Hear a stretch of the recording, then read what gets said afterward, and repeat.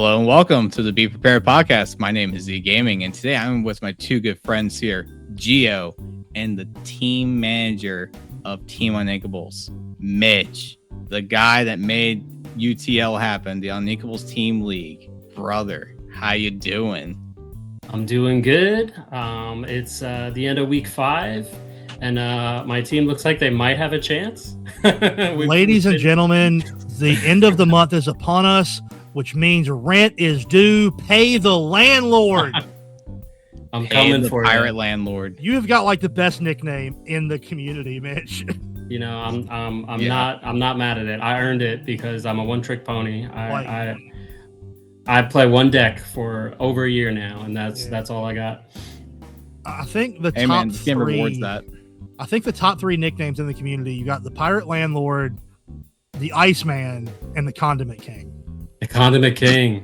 The Condiment King, John Kite. Oh, I'll drink to that. But like, I absolutely love the pirate landlord because John Silver is one of my favorite cards. It's one of those that I really wanted to work when he was like in standard, like early on in the game. I'm like, hey, I like locations. What do you mean he gets an extra lore for every location? This is great. But I'm not smart. I am a one-trick pony as well. I play red purple. But then I see you go to tournaments with this John Silver deck. I'm like, oh man, that's my guy right there. That's my guy. Make it happen. Love to see it. I'm about to say, landlord's about to say, like, what do you mean? He works. This guy right down here. Yeah. You can make them work. I saw a little bit of Purple Steel with John Silver popping up. I forget. I think it was one of the DLCs recently. And so I wanted to play around with that a little bit. I haven't. I don't play this lovely little game Lorcana too much. So I haven't got to test or cook with those lists yet, but I'm probably going to be looking at that next. Heck yeah. My next assignment for better players than me, while we're talking Infinity, because Infinity's like really popping off now. Like over the last couple of weeks, we've seen it start to get a lot of momentum. And then this week we had the Hiram band come out, praise all of the gods, whichever one you worship, praise them, because Hiram finally got banned again. I saw somebody on Twitter saying that because the post about it said, we're not saying the card's going away. You can still play it with your friends and family and stuff. No, we can get him banned a third time if we just try hard enough. Ban him from Kitchen Table, Lorcana. Yeah. Nobody needs the rat. Get rid of him.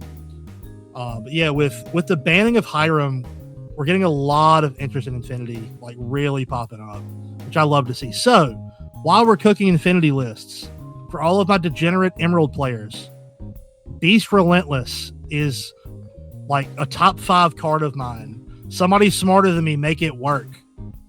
I tried so hard to make that card work during set 2 to make Emerald Steel OTK work, and it just did not happen. Someone will, right? That's kind of where Infinity is at right now. Like, of course, we're seeing a lot of the. We're seeing a lot of the decks that have always performed well, and new versions of that. Well, very closely similar versions to what they were with just a couple of cards. But that's because we know those are going to work, right? But there's so much room to play around. There's so much room to experiment and cook. And I think I'm confident that more decks are going to stop popping up. You look at things like Ketchup Mustard, and like, yeah, even John Silver can find a win here or there, right? And so I think we're going to start seeing more decks as there's more time, as it starts to get taken more seriously in some of the more bigger tournaments and that sort of thing, which is right on the horizon. So we're going to see more. We're going to see a lot more, and you might see something like these Relentless pop up. The benefit of Infinity being everything and them not rotating stuff out, the more cards you get, the more viable your old favorites can get. Like, obviously, now that they've established a ban list, there should be an evolving ban list. There should be cards that go on there to keep the health of the game. Ban list right now. I think them saying, hey, we're going to ban Hiram was a good thing. It gives people plenty of time before Indy and Dortmund to readjust and fix things and kind of see where it shakes up. I think there should probably be 1 or 2 more pre-DLC. I don't think there will be. Honestly, I think if you ban Prince John, like, the format is probably fine. Nope. But also, you're not really seeing, from what I've seen in tournament results, it's not like Emerald is dominating Infinity anyway. So like, yeah, Corwin, I hear you saying nope. If you're banning one card in Infinity tomorrow, what is it? Popsicle. No, they already banned one for blue. They've already hit Sapphire. They banned the wrong card. I disagree. I disagree. And here's why. Popsicle is very, very good. No arguments there. However, Popsicle exists in decks that aren't just blue steel or red blue, and it allows other decks to be good. Hiram makes Popsicle slightly less good in those decks. They're still viable, obviously, but like red blue items is significantly worse without Hiram. If you take Popsicle away, green blue items is unplayable, and that deck doesn't run Hiram. It doesn't need it. No, you need your other decks to still be playable. I think a turn 1 item that lets you draw a card is completely fine. I think its problem was when Hiram then comes down 2 turns later, banishes it, and draws more cards. The problem with a 1-cost inkable, that doesn't even really matter. You're never inking it because it's the best card in the game. Popsicle is by far, by the way, the best card in the game. No question asked. Over sale? It's not close. So it is number 2, but it's not close. The reason why Popsicle is the best card in the game, it makes every deck 56 cards. But on top of that, every single synergy with Popsicle is almost like a multiplier for that, because now you're just effectively thinning your deck even more. It makes every blue deck hyper consistent. It's way too consistent. Yep. And one of the biggest problems I've come to find with Lorcana, especially with our mulligan system, is that once you have 8 cards, I mean, Blurple's proven this, Blue Steel proved this. Once you have 8 cards that do the same thing, you can build your entire deck around that thing. And 1-cost draw a card is way too good, because you have the draw in itself, you have Flaversham, you have Tamatoa, you have Bell. You know what I'm saying? There's so many other things, and we haven't even gone into the other ones yet. You know what I mean? There's so many other things. You don't think banning Hiram nerfs it a little bit? I mean, it nerfs it, but it's a symptom of the problem. The problem itself is Popsicle. I think it nerfs the Popsicle problem enough that it's okay. I think if you ban Hiram and Popsicle, Sapphire gets so much worse in Infinity. Yeah, which Infinity needs stuff to be broken. Like that's what it's for. That is true. That's what it's for. I just don't think you can have Sail and Popsicle. Well, then ban Sail in Infinity, and not Popsicle. See, I love my Lucky Rabbit deck. I need my Popsicles. But the reason why I say Popsicle, sorry, we just totally went on a whole complete tangent. But the reason why I say Popsicle, yeah. So the reason why I say Popsicle is you can still have blue steel items be a thing, and we had red blue actions. So you're just taking the blue core and splitting it into 2 different directions. So you can do blue steel actions because you still have Forest Sphere, and now you just got the new goggles things, which is like a slightly worse Forest Sphere. And you have all these cool steel like toolboxy items, like and blue ones, like what's that? The new blue smoke, the ticking time bomb thing, the robot queen. There's like a lot of cool things in steel that provides like a blue steel item toolbox. You know, that's cool. You can do that. But then in red blue, you have clearly a rampant to big actions, cycle them and stuff. 2 clearly different design directions. Yeah. That's good. There was one thing that every single blue deck had that was always the same, and if you weren't playing it, you were simply doing it wrong. 4 Popsicle. It's if you have 4 cards that are just, if you are not playing this, you're doing it wrong. Get it out.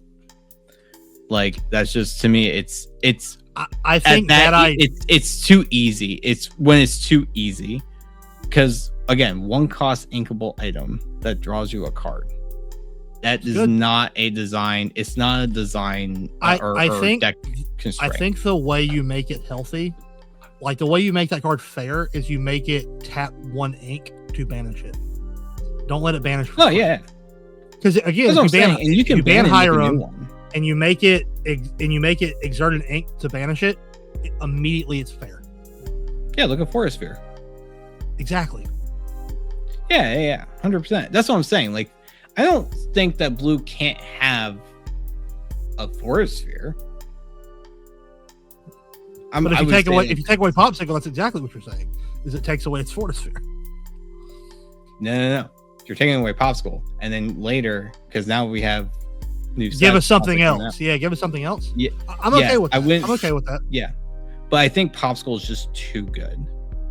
Yeah, I can. It was early in design. I can understand them not catching something like that. Like, I understand it. Like, I'm not saying like, oh, like the designers were dumb for making Popsicle. No, but it's just it was set 2. Yeah, you know what I mean, the design team from set 1 and 2, that they've expanded the design team a lot. They've learned a lot, and yeah, just some of those cards from the first 2 sets were incredibly broken. Every card game has, and Magic had the Power 9 back in the 90s. Hearthstone. So yeah, I don't think they banned Popsicle before Indianapolis/Dortmund. No, I don't think Sapphire gets 2 bans before then. I think they might hit like 1 more, but probably not. However, if they were going to ban 1 more, Mitch, you get to ban a Lorcana card tomorrow. What is it, and why is it John Silver, Pirate Landlord? I would never ban that card. My goodness, that's the only way I could win games. My biggest bane for John Silver was is 2 cards, and it's 2 cards that interact with each other a lot, and that's Crab and Fox. Now, I can't say you should ban these cards because they're both great cards. They're really fun to play with. They make some really cool synergies, some really cool interactions. I do think they might be a little too strong for what they cost. Like, I mean, Crab can 3 for 1 so many different things, right? Fox can do that as well. Yeah. It can bounce like something junky back to your hand to ink. It can bounce a crab to boost something else. It can bounce a rabbit. Like, the bouncing is a great mechanic, but you're also rushing, and you're also dealing 4 damage. And so I know that I have lost so many games as an aggro player to Crab and or Fox. Probably Fox more. Bro, Fox is so good. Set 2 is my favorite Lorcana set of all time. I bet. I love Rise of the Floodborn. I never got to experience those early metas. I came in at set 6. You evaded it. Yeah. And so I never really got to see that. But I did get to feel the pain of Fox and Crab for quite some time. When I remember playing set 1, and set 1 being great. Like, set 1, early days, love Lorcana. Set 2 finally came out, and they started showing these cards, and we started seeing these cards with this interplay and leave play mechanics. I'm like, oh, okay, that's really cool. You know, Merlin Goat, that's great. Merlin Rabbit, and they showed the mem stuff. I'm like, oh, this is so good. I absolutely adore. I adore set 2 and the meta that came around it, and I wasted it. Like, I was playing competitively during set 2. And I was playing Ruby Amethyst aggro. I wasn't playing control. And that's like arguably when RA was best. But like I really leaned into the balance stuff. I was running Arthur. I was running 2-drop Pinocchio that quested for 3 and bouncing it and playing it again to keep him safe. Yeah, I do. However, I think I agree with you. Like, Fox and Crab, probably not. I think Crab is fine. I think Fox, to be an inkable, to be a 3-drop, to have all that she has going on, as much as I love her, I do think she might be a little bit too good. I said this way back like, and you guys know me, I'm a Ruby Amethyst main. Like, that's all I play. Because I've had this discussion with so many people that like always hate on Ruby Amethyst and stuff, and I would always tell them because they would still keep arguing with me, and I'm like, I agree with you. I love this deck, but I agree with you. I think Mim should have been uninkable for sure. Like, just to kind of have a deck building. You think both of them, Snake and Fox? I could see that. Yeah, I can see that. I think the reason they didn't, because if you especially look at the meta at the time, red purple is so good. All of their good red cards were uninkable. Yeah, you couldn't. Sounds about right. You couldn't make all of them uninkable. And Rabbit was also uninkable, so as it should be, because drawing cards is really good. Yeah. Maybe Snake could have gotten away with being inkable. And make Fox uninkable. I think that'd be fine. So like one from Mim, one from Merlin that are uninkable, and it's like the two best ones. Yep. Yeah. It makes it more fair. Especially like look at Rafiki from set 1. And especially when you started adding like the Peter Pan Shadow, which means now your Mim Fox is evasive too. Oh man, I miss those days. Oh my god, good times. It was such good times. This game used to be so pure. It was just red purple dominance.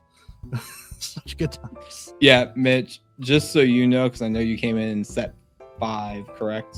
6. And like destroyed everybody. Oh, 6, and you destroyed everybody. You took how many playmats home? Red purple had, I think, like 60-70% meta share. It wasn't that high. It was around that. Steel Song was also around a lot. I think part of that, I'm gonna say this, just for a little history lesson real quick before we continue. Part of that, and it's why I got a lot of people into Lorcana because of Mim and Merlin. So I will always be thankful for the Mim Merlin bounce package for this, because I got so many people playing Lorcana. It also this archetype, because it was in a starter deck. Yeah. I said you give your history lesson, but I will slightly give one too. Because you said you got a lot of people in because of that deck. That's the best starter deck Lorcana had ever printed, by the way. Oh, it's not even close. Those cards were in Gateway. Rabbit. Yeah, but they were also in the start. The first 2 sets of starter decks were actually good. Yeah. Because for their time, especially. Set 1 had red green and it had Aladdin in it. Which Aladdin from set 1. Some people thought that was the best card in the game. I still think it's the best card in the game. Hey. I adore that card. I loved it. God, I love Aladdin. But so like, if for people that were playing in set 1, where Ruby Amethyst was like legitimately 50+% of the game, so 90% of the time you sat down, you're playing a mirror match, you would spend 50 minutes playing game 1, which Larry knows all about because he just did it with Richard like yesterday. Just playing like obscenely long game 1s. But set 2 came out and we got the bounce package. It sped the game up so much.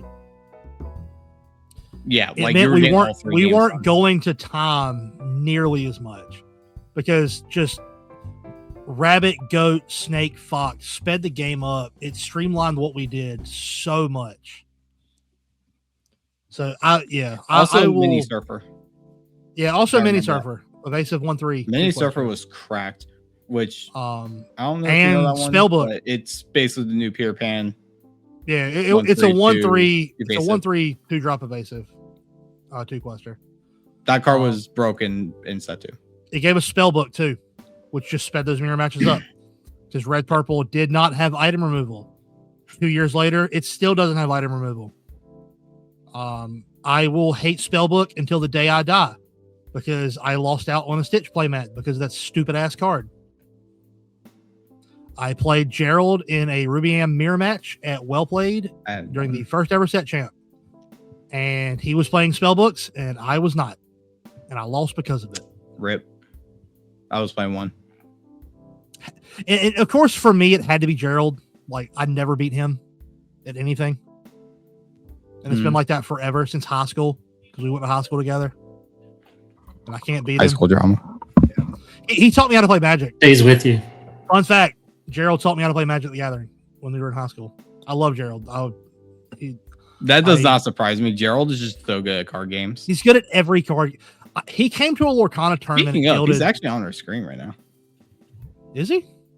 Well, oh yeah. Mr. Smooth.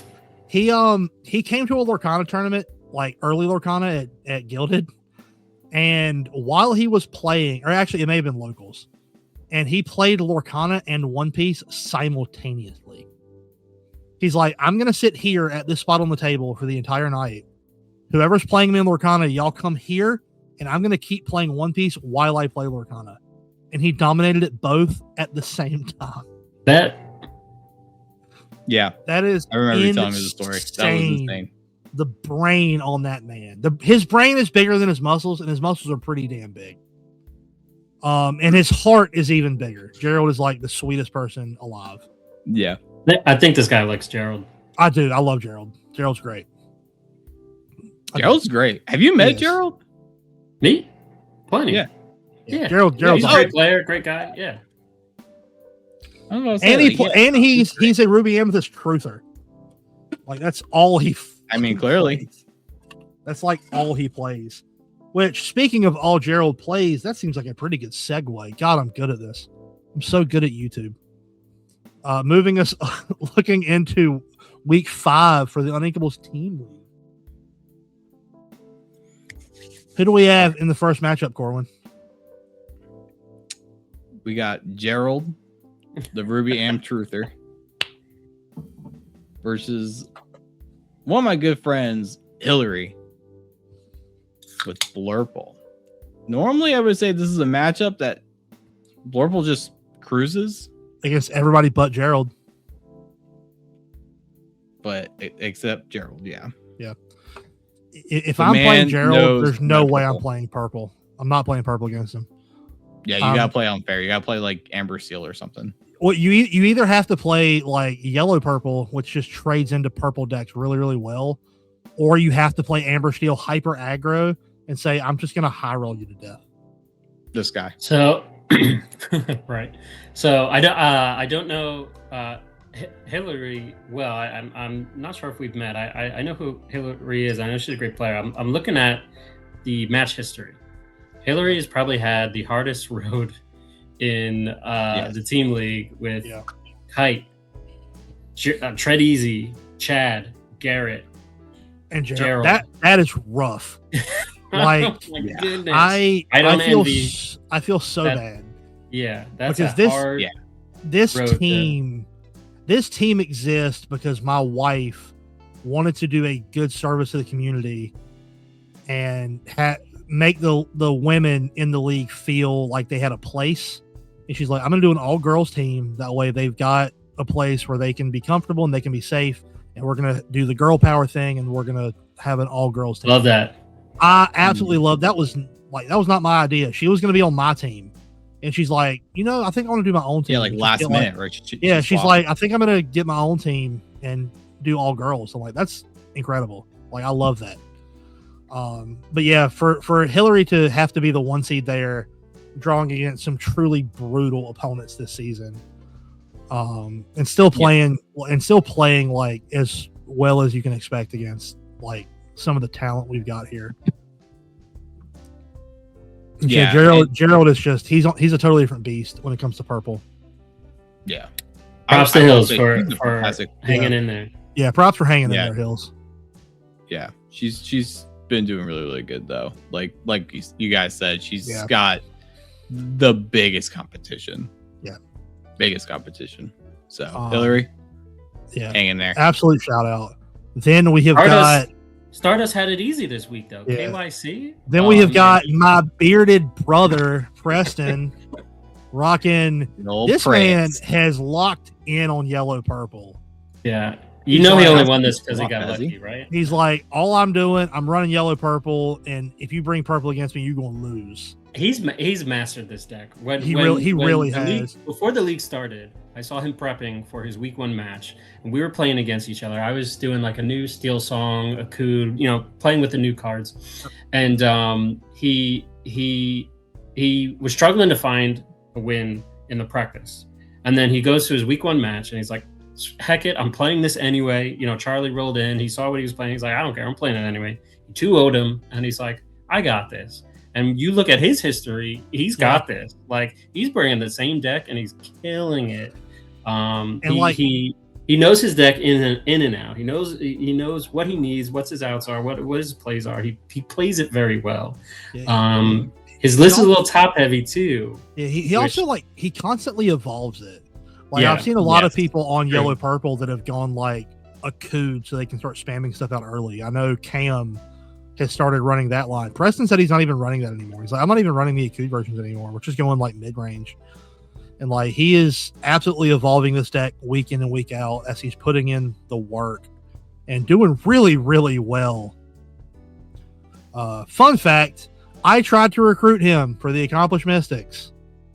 I had an empty spot on my team after Becca made her own, and some scumbag, I'm not going to mention who, stole Richard from me for the second fucking time. I lost him twice.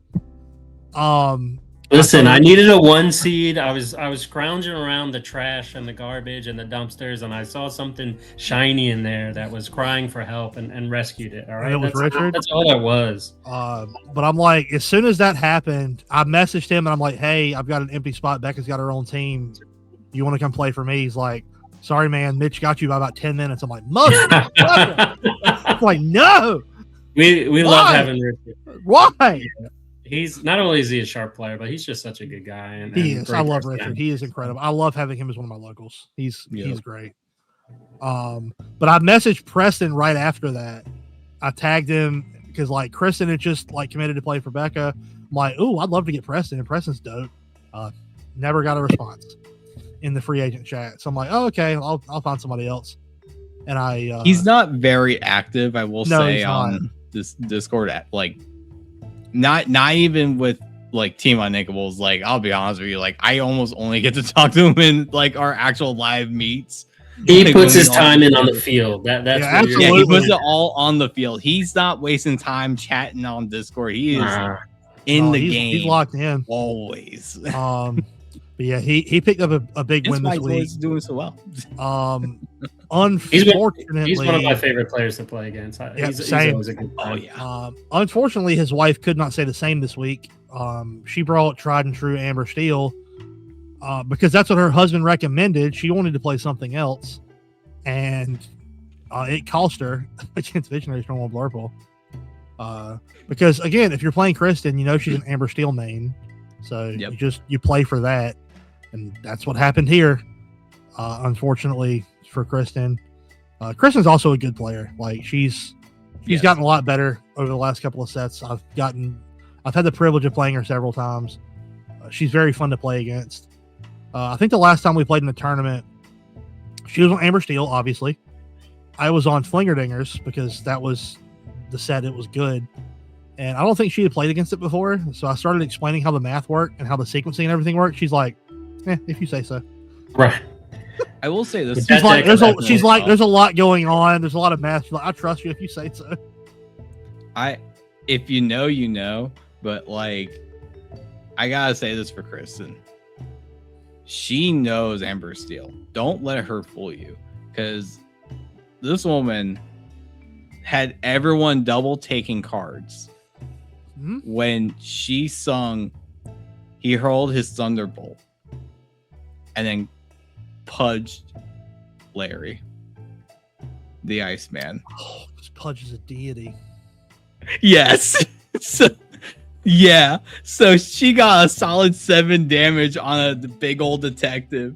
I was like, no way she didn't just do that. And she did that without having to read, make sure, because she knew. She knew that Pudge was in there. Yeah, she knew. But no one else did. Everyone else was double taking. Like, wait, because they're like, oh, she's like, oh, you're playing Pudge because you can play it for free because you've got these Lilo, you got like multiple Lilos you can play. And she's like, no, because he hits like a truck. That's he's like, why. yeah, but also it's a deity. So when I play Heroes Thunderbolt, he hits like a Mack truck. Yeah, and you will never see that coming. He goes from a fish to a vicious duelist. Freaking Captain Hook Challenger 3. Love to Like, see it. I was like, I heard that she did that while we were in Greenville, and I was like, she did not just do that to Larry. Like, you don't. I would have loved to see that. That's such BM. That would have been great. That would have been awesome to see in person. Moving on, we've got another Blurple list from the spooky sites. MBS Keeper against my best friend Megan. Megan has been carrying the torch for Yellow Purple this season. Like, I know Preston's been winning a lot with it, but like, she has been a very consistent Yellow Purple player. Like, I think last week when Yellow Purple was losing to Blurple a lot for some fucking reason, Megan was like, no, that's not what we do here, and she beat it. Unfortunately, that's all she's played. Unfortunately, it didn't happen for her this week. Well, yeah, that's all she's had time to practice with. That's all she's played since Richmond. She picked the deck up like 2 weeks before Richmond, and it's all she's had time to really play. Because she's a teacher helping better our youth or some crap like that. So she just doesn't get to play as much as she wants to. So, and before this league, she's taking down good players. Too. Yeah, Megan's a great player. You know, and if she's losing, she's not going down without taking a game. Like, she still picks up points. She doesn't like playing online. She doesn't play on Fight Club. She prefers to play in person. So yeah, not getting a lot of practice with non-in-person formats, and it's just not a lot of practice in general. She's still been doing really well. Unfortunately, she lost a favored matchup this week. But you know, it is what it is. It happens. In the last matchup for this one, I've got a fun story about this one because I was like standing over Rebecca's shoulder when this match happened. She was playing Cam, and she's like, "What's he going to play?" Because I just played him. I'm like, "He's probably going to play something purple, like statistically speaking." He just beat me, and I showed her a list I'd been working on for red purple. It was a list I showcased to my team that I thought about bringing for something. She's like, "Screw it, I'll just play that." She just got home from work. She's like, "Screw it, I'll play that. You've already got it put together." Yeah, sure, I'll play that. Like Becca, you don't play Ruby Amethyst, are you sure? She's like, "Well, he won't be expecting it." I'm like, no, that's true. He will absolutely not expect you to rock up with RA. So I gave her a slight briefing on what the deck did, like what your play lines are, what it's supposed to do. And she picked it up. Like, she got game one. She did exactly what she was supposed to do. Got library out early, protected it. Drew a bunch of cards. That's what purple does. And then unfortunately the deck, because it wasn't refined yet, I just built it like that day. I worked on it at work a little bit, but it wasn't like refined yet. And you know, Cam's going to have purple steel narrowed down. So I think that's what it came down to. Like, the deck fell apart. It wasn't Becca. She played really, really well. I was watching, but unfortunately my list wasn't quite competition ready. But again, she played a very competitive 3 games. What card was the weakest link in there?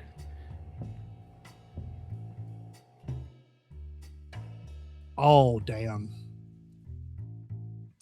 Hercules, maybe. Ooh, I still think it's good. The 1-drop?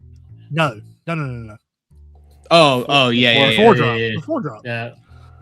It's still really good, especially steel? In this matchup. It's just the deck clunked. I don't think it was cards being in there. It was the lack of cards. I don't think I had enough Scrooges in there because Scrooge is really carrying a lot now. Oh, yeah. But like, I don't actually have the list anymore. Yeah, I'm on my red purple right now is very close to what Baker's running. Yeah. So if you've seen his latest videos, I'm almost like the same list as his. His list is very, very clean. Yes, I'm trying to find my list. I was running a lot of like weird stuff. It had a lot of 1 and 2 ofs. I went and found the list where I posted it. I was only running 1 Hercules, the 4-drops. I think I maybe wanted to be on 2. So like the most, let's see, like I said, it's just the counts. It had way too much going on.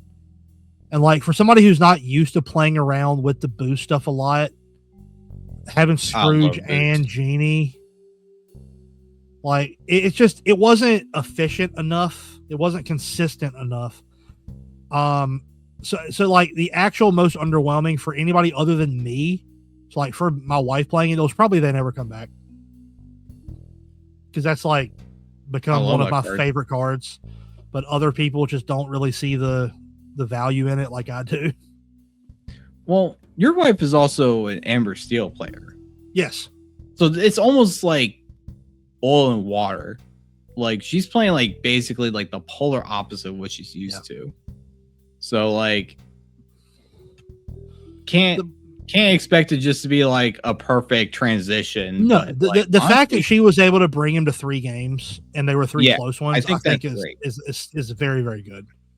And also for Red Purple specifically against Purple Steel, I know some people say that's like a 50-50 or whatever. I really don't feel like it is. I think Purple Steel actually is more favored into that. I disagree. I think it really does come down to the tech that you choose for Red Purple. You have to overcommit for it.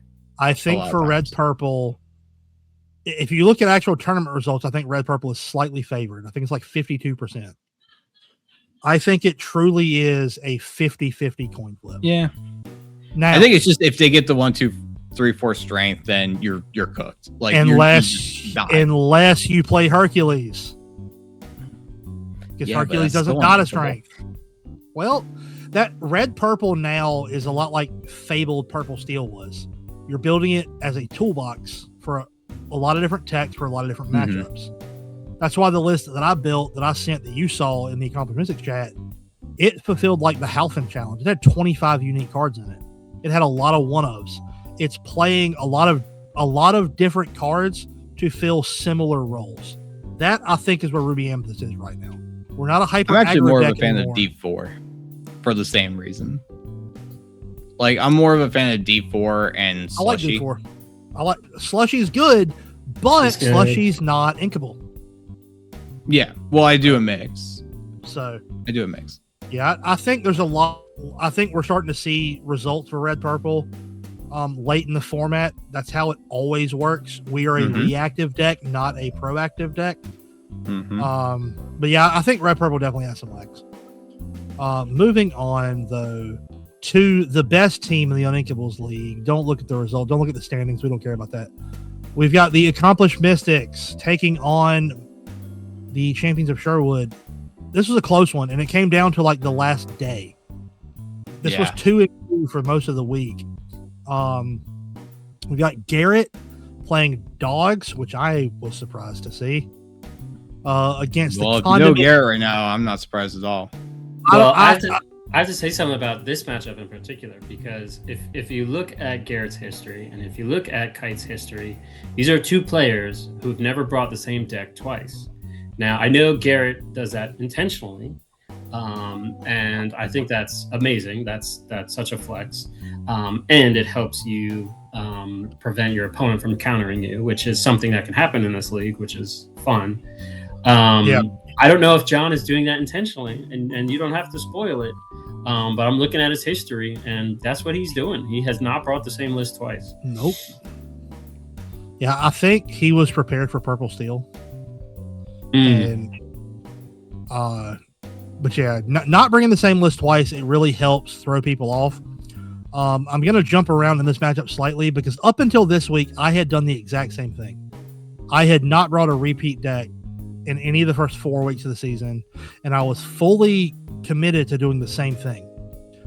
I talked to Paul early in the week. Paul actually messaged me while we were recording last week's episode, and we were talking, and he's like, "Hey, I'm not bringing Dogs."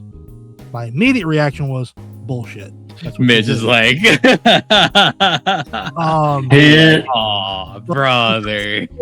Like, look, you almost got dogged. It's like, I'm not bringing Dogs, and I believed him. I'm like, you know what?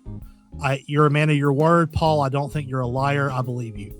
So I tested a different deck for most of the week up until we played.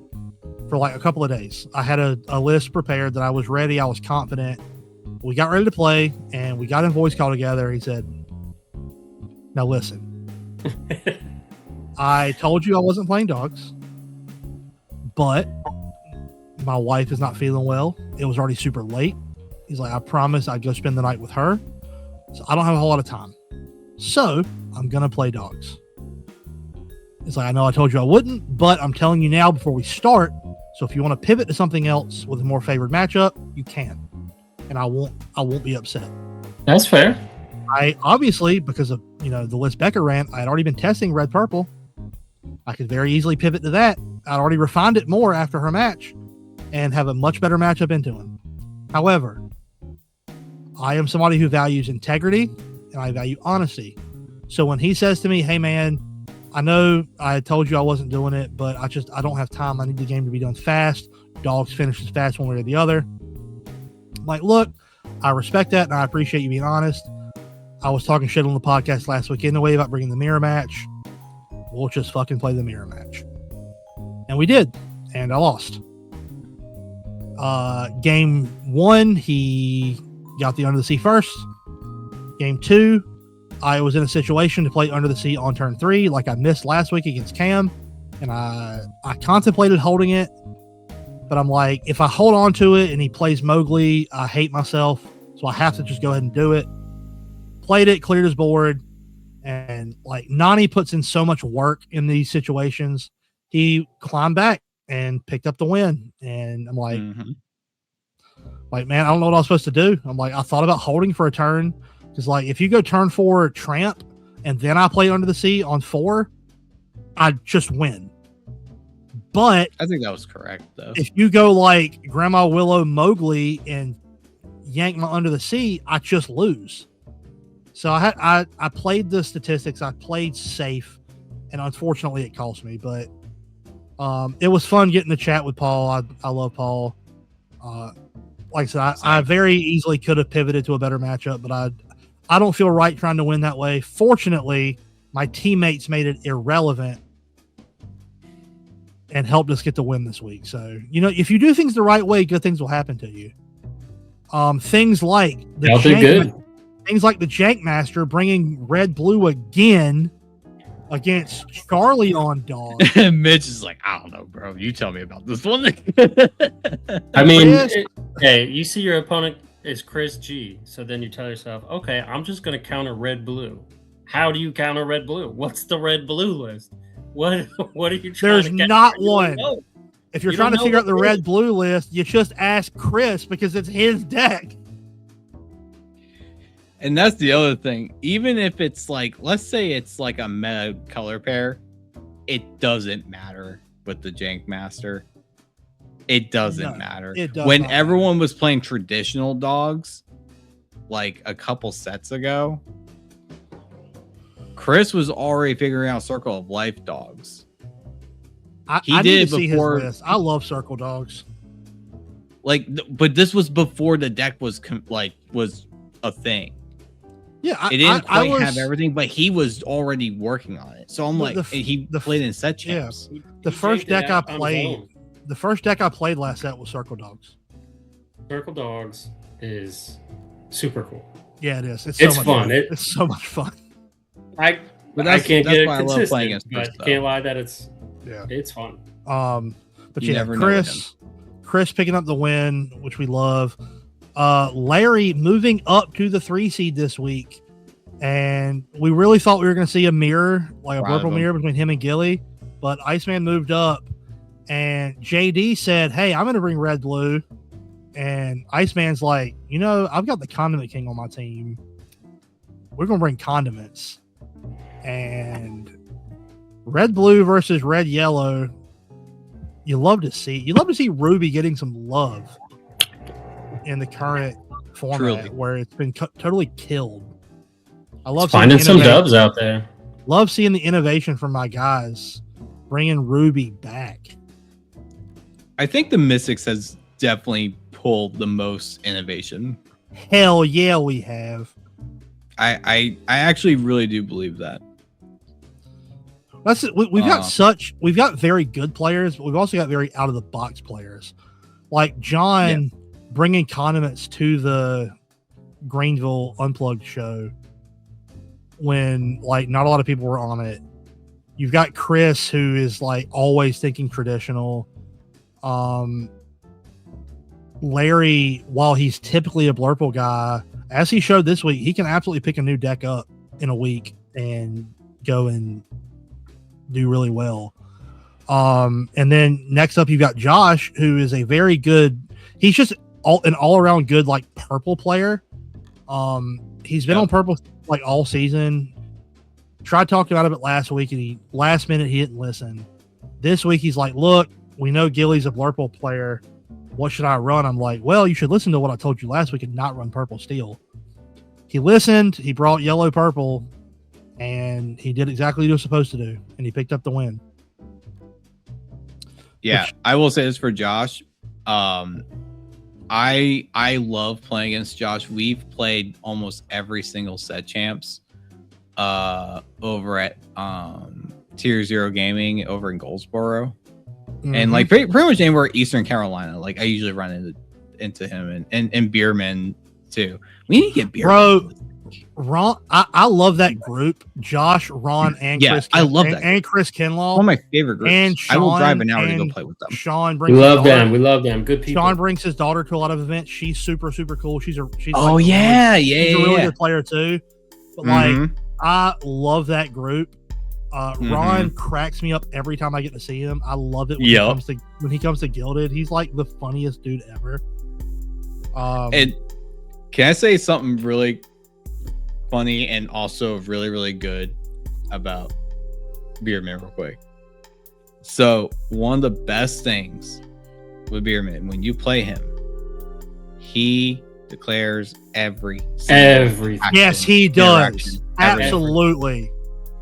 I have personally ready, set, draw. Yeah.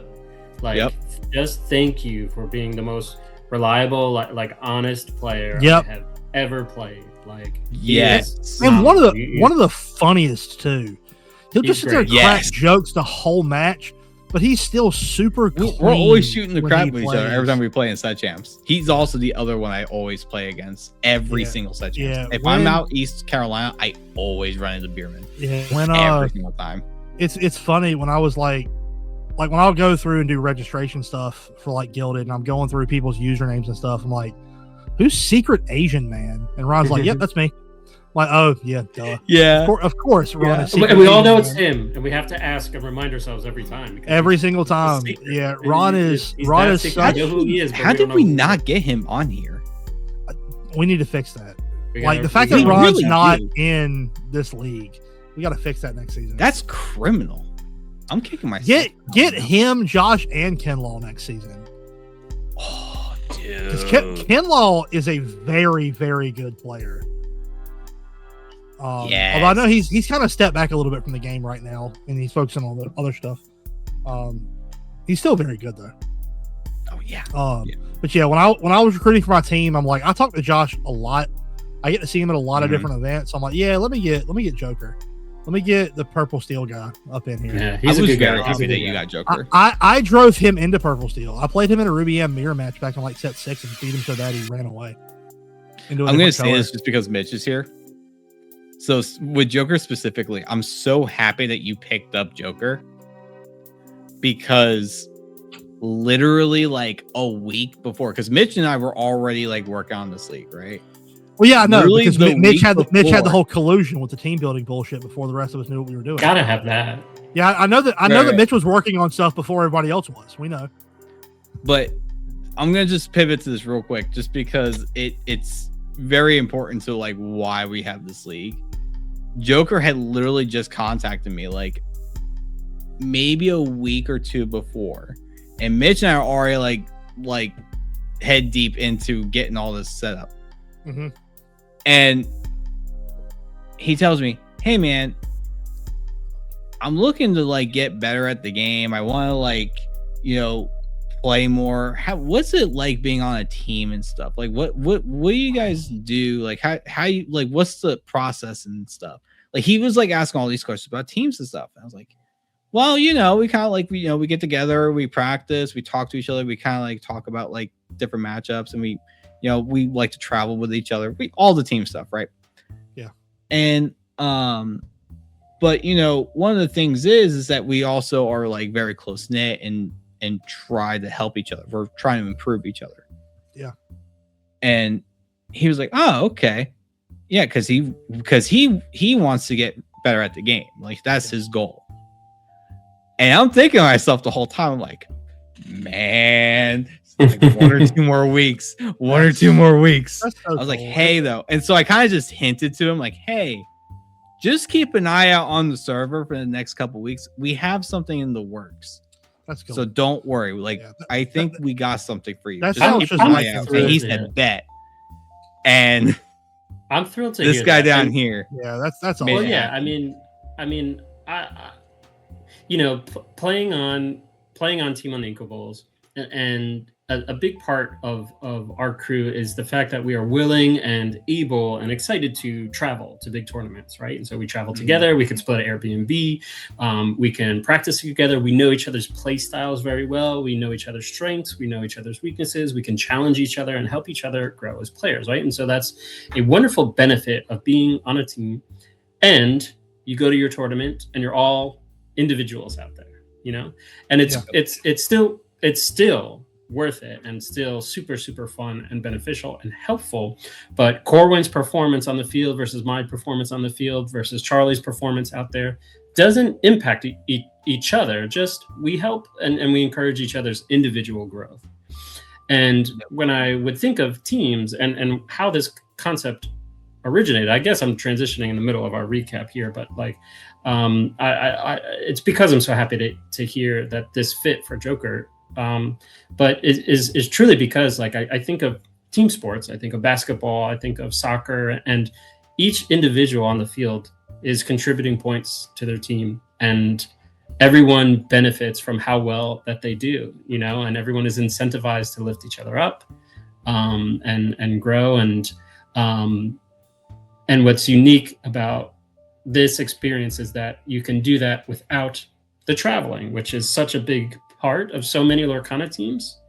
You can do this from the comfort of your home, or like if your opponent's local, like you can go meet at your game shop and play your match.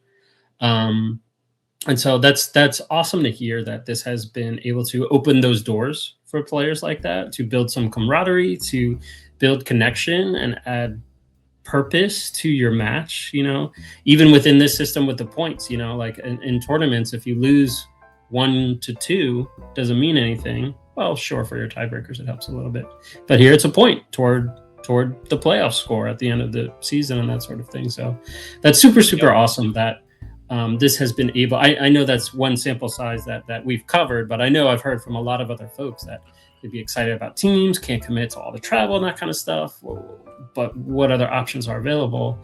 And that's really a major point of this whole thing, is that we get to get together, play Lorcana with additional purpose and value and goals and camaraderie, which I see across so many of the teams.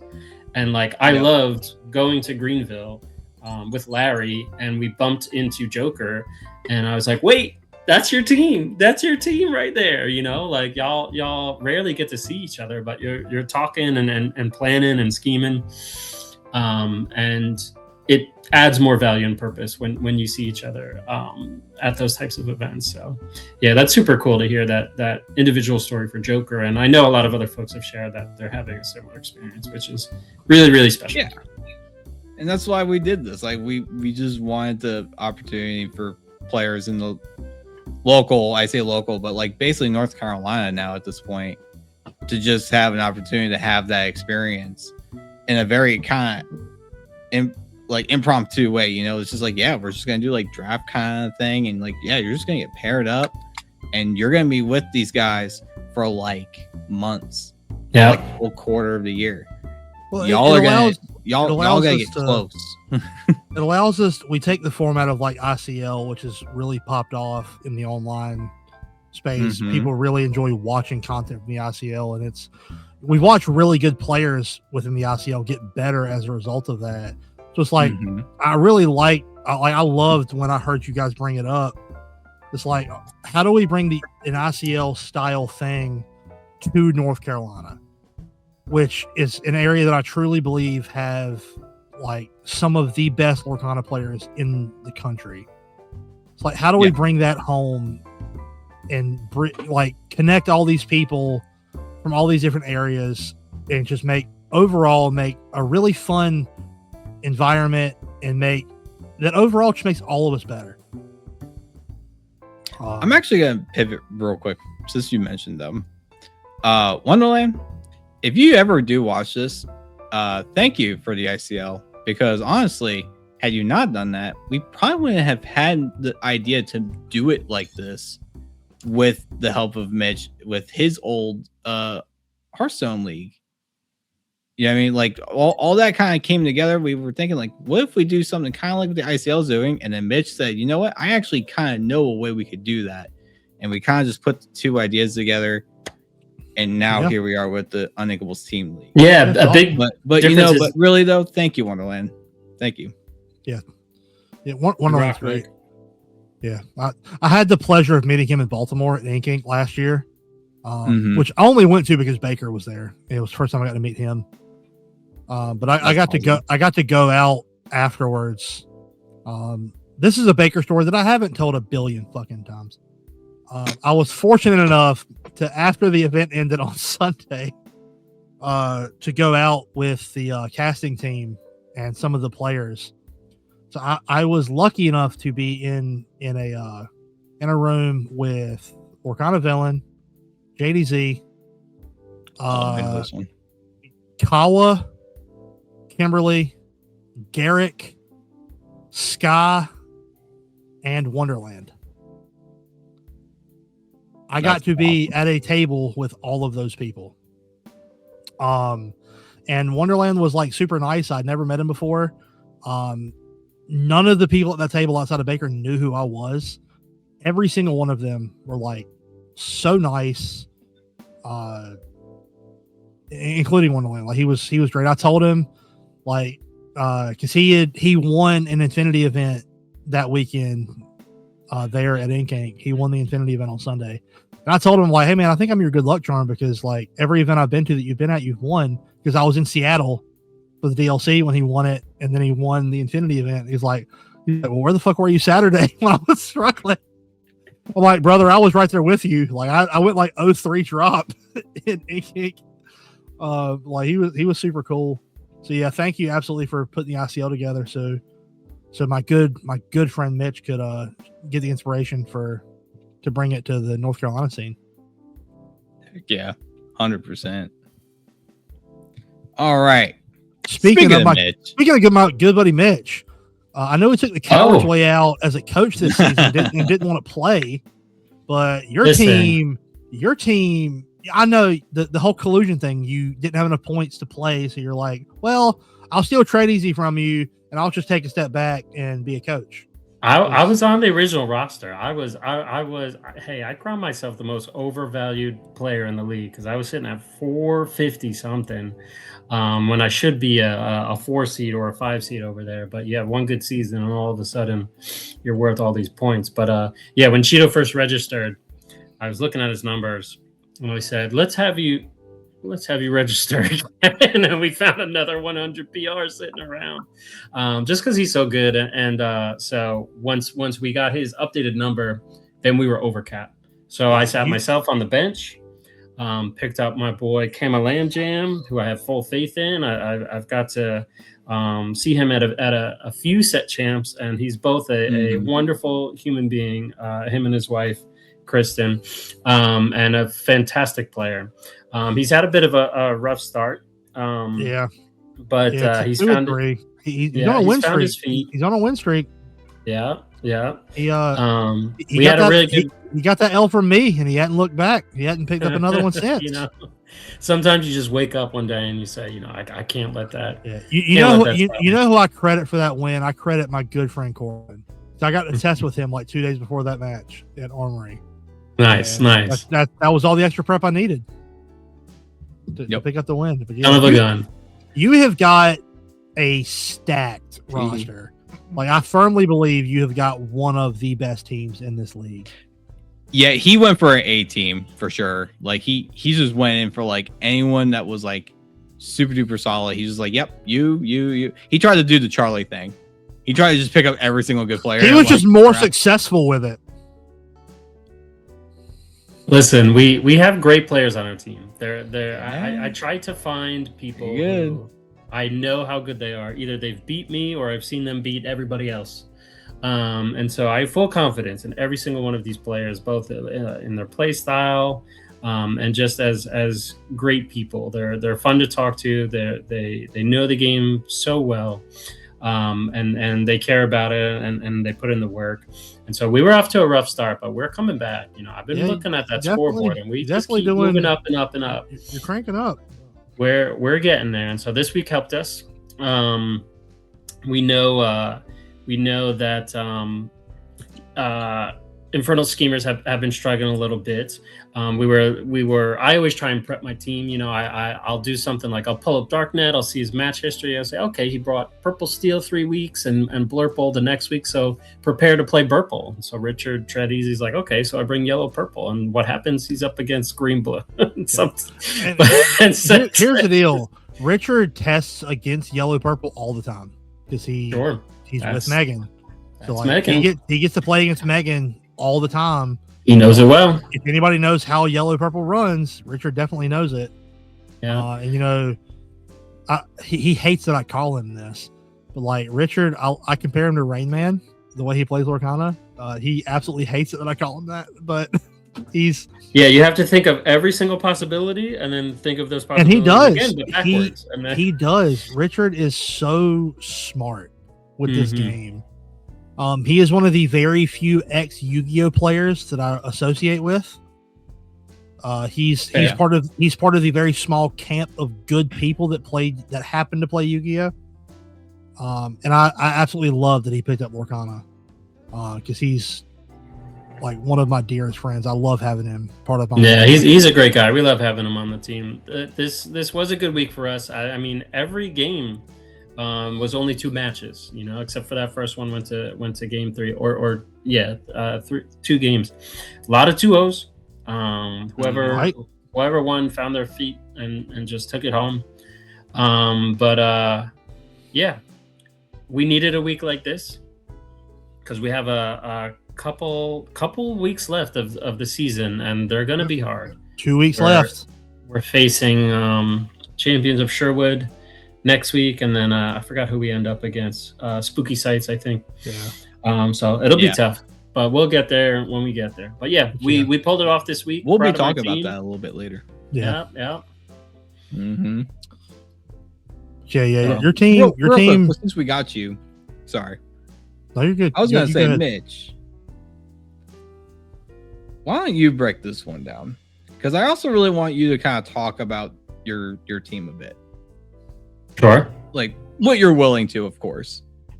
No, share all the deep, dirty secrets. I want to hear them. Yeah, I want you to kind of get into it a little bit because Sure. Like, I know Richard. Cheeto, I know, is very famous. I love Sal. And Sam, one of our best teammates. We all love Sam. And Camel Lamb Jam, I've had the pleasure of playing with multiple times at Set Champs. So I know these people. But I want to know from the captain, the coach himself, your thoughts of your team. Sure. So you had mentioned that this league was inspired by my previous experience with the Hearthstone League that I ran.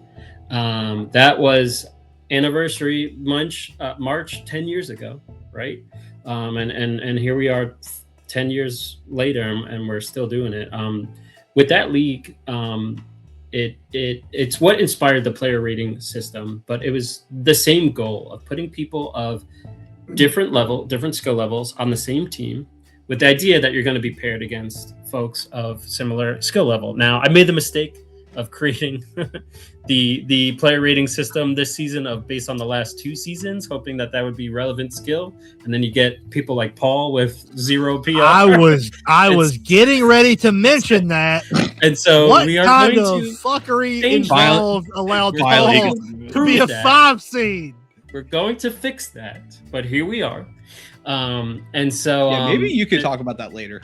There was no collusion. No collusion. We could, because we found areas where folks are not getting appropriately rated and not appropriately seated, because there are folks like Paul who could easily be a 1 seed, phenomenal player, knows the game, has great achievements, but registered during a time when there was 2 seasons of not being able to get out as much because he had a lot of life experience. Anyways, so with that experience of the Hearthstone League and managing that for 3 years and growing it from 30 players to 300 players and internationally, I got to see a lot of different teams and play styles and philosophies on team construction and team management and that sort of thing.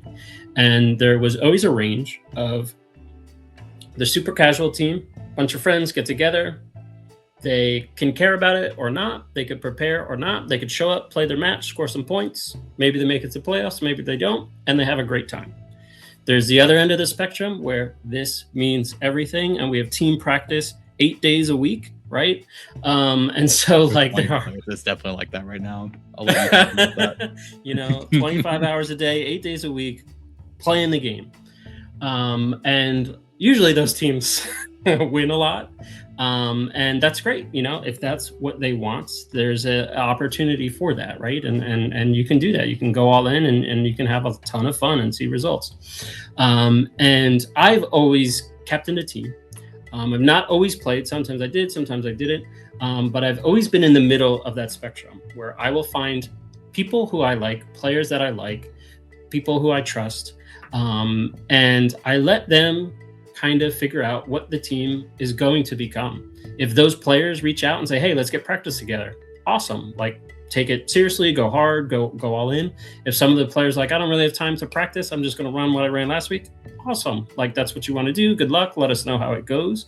And so I will always do one thing, is I will let them know who you're up against. I will let them know what I've seen them bring the last few weeks. I will make predictions of what they're going to bring against your matchup so that they know completely what not to do, because I'm always wrong. When I was like, guys, whatever he says. If I say, okay, they brought Blurple 4 weeks in a row, prepare to play against Blurple, then you know this They're is gonna bring dogs. This is that's happened. It just keeps happening. But I've always been kind of in the middle of that spectrum, if that makes sense. And I just kind of let the players allow the team to become what's right for the team, if that makes sense. And I don't think there's anything wrong with any part of that spectrum. We do not have expectations of anyone to make this team, this league, the most serious competitive thing that you need to make it. And we don't throw shade against anyone who just wants to show up and play their match with no preparation. Like, this team, this league is for you all to have fun. If you want it to be a competitive experience, you can and probably should add a little more preparation and time, right? And a little more research and strategy, because it's a competition, it's a tournament. There's points involved. There's a scoreboard. There's rules. There's ways to perform better than others, like any sport, like any game, like any judge. All right, there's a judge, right? And so of course you got to play within the rules of our system. Excuse me, we're called lore guides. Thank you very much. Lore guides. I corrected myself. I was getting ready to. Yeah. Lore guides. So that's the lore behind why I chose these players, why I run my team the way that I do. I don't want to set unrealistic expectations on their time or what they want this to be. And I'll often, with teams like that, the players rotate a lot. There might be some of my players who say, I want a more involved or engaged team with practice and strategy, and they might find themselves on another team, or they might create a team of their own and kind of set those expectations and recruit players to serve that sort of purpose. Or there might be some of my players who decide, I want something a little more casual, and run whatever I want and not have the pressure of my points affecting other players and their performance and their future, and their success within the league, so to say. And they might find themselves on a more casual team. And so my team has always kind of been a revolving door. There's always folks who I know so many of these players and get along with most folks. And so my door is kind of open. If I know you, if I know you're a good player, if I know you're a good person, I'm probably gonna send you an invite. And my team might look different each season, and we'll probably still be in that middle of that spectrum, where we're always on the edge of that playoff cutoff. And maybe, doing good now. We'll see. But ending week 1 with 2 points, like that's not expected with these players. Right. With these players, no way. But that can happen, and that's okay. I'm not mad at them. I think your team is big as stack of rosters you brought. I think it just brought out the best in your opponents every week. Like it's like, man, Mitch put this stacked group together. We got to bring our A game if we're going to take them down. Mm-hmm. No, I think as somebody who also captains a team in this league, knowing that I think we plan on expanding in the future to get more teams involved and get as many players in our area as we can involved. Mm-hmm. If you currently captain a team, if you're planning on captaining a team in the future, definitely listen to what Mitch said. Definitely take from that, because that's a great way to go about assembling your roster, a great way to go about being a captain, whether you're a player or not. Like if you don't have time to play all the time, if you want to just say, hey, I'm going to be super active in the community, but I can't really get together and play a whole lot, do what Mitch did. Like you can absolutely captain a team and you can organize a group. Like you can motivate your players to do well. You can be an asset and a resource to them every single week. See, I think like if you were a captain of a team, I definitely think you can learn a lot from what Mitch was talking about, because he's absolutely doing it really, really well. I think we see examples of everywhere on that spectrum as far as teams goes, and I think we see examples of players on every end of that spectrum as well. And so really, whether you're a player or you're a captain, if you're a captain, be clear with what you want from your team. You want to be hyper competitive, you want to be super relaxed, you want to be somewhere in between. And if you're a player, look for the right team that fits you. Because if you're a super casual player on a super competitive team, you're not going to feel right, and vice versa, right? And so I think that's good for captains to advertise what they're looking for, and for players to do the same as we go into future seasons, as we grow, as we get new captains, as we get new players. Yeah, I think for me as a captain, I plan on captaining teams most seasons. Because I feel like while I'm not, in my opinion, I'm not the best player in the world. I think I'm okay.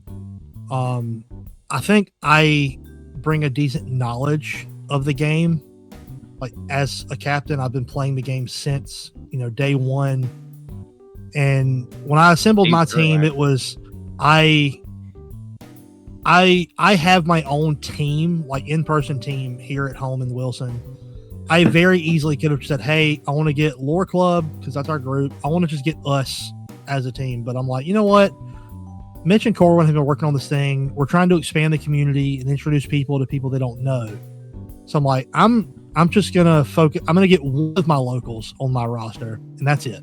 Like, I'm just going to cut it at one, and then I'm going to meet new people and get to play with other people and learn from all these other players and try to bring people together.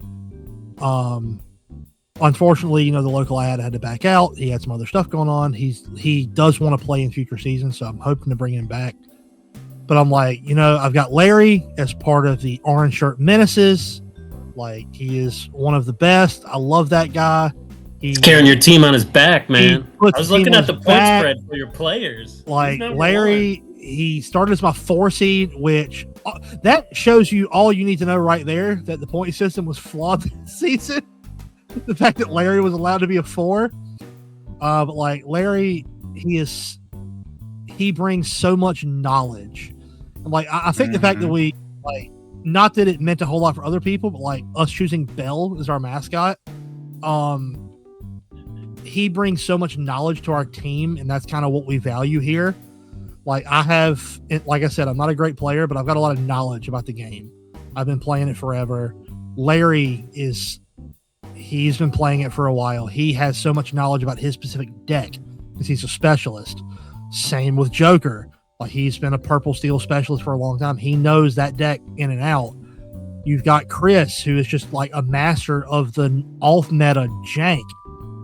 And then I was fortunate enough to bring John on, and like, I didn't know when I brought him on who he was. We had met each other before, but I couldn't connect the Discord name to the face.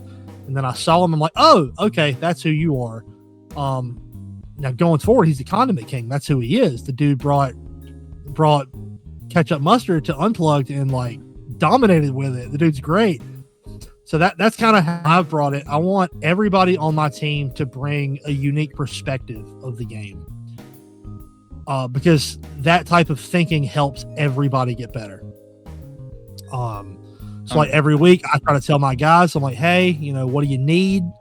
What can I help you with? Like, this is, like I said, I fully admit I'm not a great player. So I'm like, hey guys, I'm playing this person this week. They brought this, this, and this. I'm banking on them playing this. Here's the list I've got. What do you guys think? I'm very, open to feedback. Please help me get better, because that's what I want to be. I want to be an asset to each other, to help all of us kind of go up. And that's a unique element that this league brings, and it's intentional, right? Because typically you don't get to see who your opponent's name is, research their history, see what decks they're on, right? As recent, as current. And then get to develop a plan and a strategy around that just, unless you're paired up against, okay, I see Zan Saeed as my opponent, then you may or may not know what they're on recently, right? Yeah. But if you see someone like, okay, I'm against Agape, I'm against Sal, you go and you look and you see what they play, and then you form a strategy around it, and you get to ask your team questions about it, right? Yep. And it kind of adds a new layer that inspires collaboration and inquiry and strategy, because this is not typical for Lorcana, where you can just immediately access that information. And this is what we did in the Hearthstone League, and I was wondering if we should drop it or not for Hearthstone, but I definitely wanted to keep it because I think it's both fun for data analysis and collection and understanding our local meta within this environment, but it's also fun to just learn something about your opponents, develop a strategy around that, and it can be very rewarding if the work that you put in paid off. And it could be fun if the work that you put in was totally derailed because they decided to do something different and catch you off guard, and that can be really rewarding for your opponent. So it's just some new layers to the same game that we all know and love, but it just kind of creates new opportunities, if that makes sense. I love it because it encourages experimentation. It's like, hey, I'm Gerald. Say, because me and Gerald have a lot of similarities. I play red purple exclusively. That's what I do. But my opponent's playing a deck he's been playing a deck that's really good against it. Maybe I try something new this week. One of the things I've really enjoyed about this league is, like I said, up until this week, I've tried a different deck every single week to various degrees of success. I played red purple against my wife because we played our pet decks against each other. That was a lot of fun. I played Blurple because the deck is great, and I lost. I played a mirror match. I wasn't as familiar with it, and that's one of those that your reps really matter. The amount of games you've gotten in for that matchup matter. I lost, and then I brought dogs for a couple of weeks because I wanted to try to get better at playing that. So yeah, I think being able to access the data to encourage you to experiment and branch out with decks that you're not as familiar with, it makes you a better player. Like, getting to play the games with dogs that I have the last 2 weeks has made me a better player against that deck, because you learn just as much while losing as you do winning. So 100%. I absolutely love that aspect of the league, because the first thing I do when it's up, when the new week starts, it's like, all right, what did my opponent play every other week? How am I planning for that? And within that, what do I do if they say, screw it, I'm taking something else? I'll pipe in with this one too, because I'm admin. I see everyone's chats and everything in the teams. I've seen so many players grow from this league, and I've noticed we call them in our community like the level up moments, where like this player, you can tell their skill level just went up a level because now they're like talking about very specific terminologies and like certain like strategies that usually like an intermediate or higher level player would be doing. You know what I mean? Like something like, for example, like you like to, for fun, Gio, like to play different decks every week. Yeah. Right. Now, some people have been doing that just to like, oh, like they're so stressed out. Like they got to counter whoever they're playing against every week. Trust me, I get the pings all day. But I've also noticed some people have been doing it less. Yeah. And the reason why is that they're like, you know what? I play, what's a good like overall deck? Like Purple Steel. I just play Purple Steel. Well, instead of maybe I know Blurple's my worst matchup, but you know what? I can just build Purple Steel to get under Blurple or something. Like maybe that's the strategy you go. Like you just build the deck differently. Yeah, you get can under a deck. You can do one of three things. Over it. You can do you can do what Hunter does and roll a dice to determine your deck every week, which is crazy. And as we've learned, statistically speaking, it works. It works. Best strategy. You look at the numbers. You can be like a Paul or a Preston and be a specialist and say, I'm going to play my deck and I'm going to force you to adjust to it. Or you can do what I do and switch it up every week and try to keep people guessing. And I think there's a middle ground there where like you find a couple of decks that you the really fourth like. one is what I mentioned. Yeah, like you can find your deck and then you can tweak it to what your opponent has been playing. Like I said, if you can Dogs. I'm also gonna shout out. Dogs has a bad matchup into Red Purple. Like Red Purple is not super well played, but like Dogs has a bad matchup into it. So if you're a Dogs player like Paul, and you're playing against a player like Gerald, like, all right, well, I'm not switching decks. How do I adjust my list to handle this matchup better? How good is that going to feel when you make some adjustments and you practice and you test it and you run it and it works? Like you just swapped your bad matchup into a win. Like that feels good. You don't get to do that at tournaments where you're going to face the whole field. Yeah, I think Purple Steel into Red Purple and vice versa have seen that a lot over this format. Like last format, it was 50-50 with Purple Steel getting a slight edge. This format, it's still 50-50. I think Red Purple's got a slight edge. It's like, how do you adjust week in and week out where you don't have to play the field, where you can just play into like a specific one or two decks? I think gives a lot of like skill expression, which is really, really cool. I'm going to give a shout out real quick. I'm going back up one team bracket to prove a point of what I'm talking about. So I'm going to say this for Josh. You and Gio are so lucky that you went to yellow purple, because if you hadn't, Justin was absolutely ready for you. You were cooked. He was going to cook you. Well, he did his thing where I know Blurple. And I know Joker's been playing this deck. Yeah. He tweaked his deck to beat Josh. To beat Purple Steel? Yes, like specifically though. And I'm like, man, if Josh does not pivot right now. Yeah, like I said, Josh is stubborn. I love him, but like he's stubborn. I tried so hard last week to get him to pivot.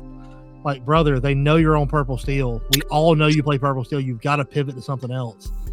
And he thought about it, but last minute he decided to just play the deck he knew, which I understand. And unfortunately, it didn't do it for him. This week, he said, you know what? You were right. I should have listened. We're going to pivot. We're going to play yellow purple. And if you're playing an opponent who, even if they've switched decks, if they play purple more than 75% of the time, yellow purple is a great option because it handles all purple decks. It's got a big old pumpkin that you throw at genies. Yeah. That's it. And like to the extent that purple decks have stopped playing genies as much, they're down to like 2 of them. because Jeannie gets hard countered by Amber. I'm also gonna highlight Justin again.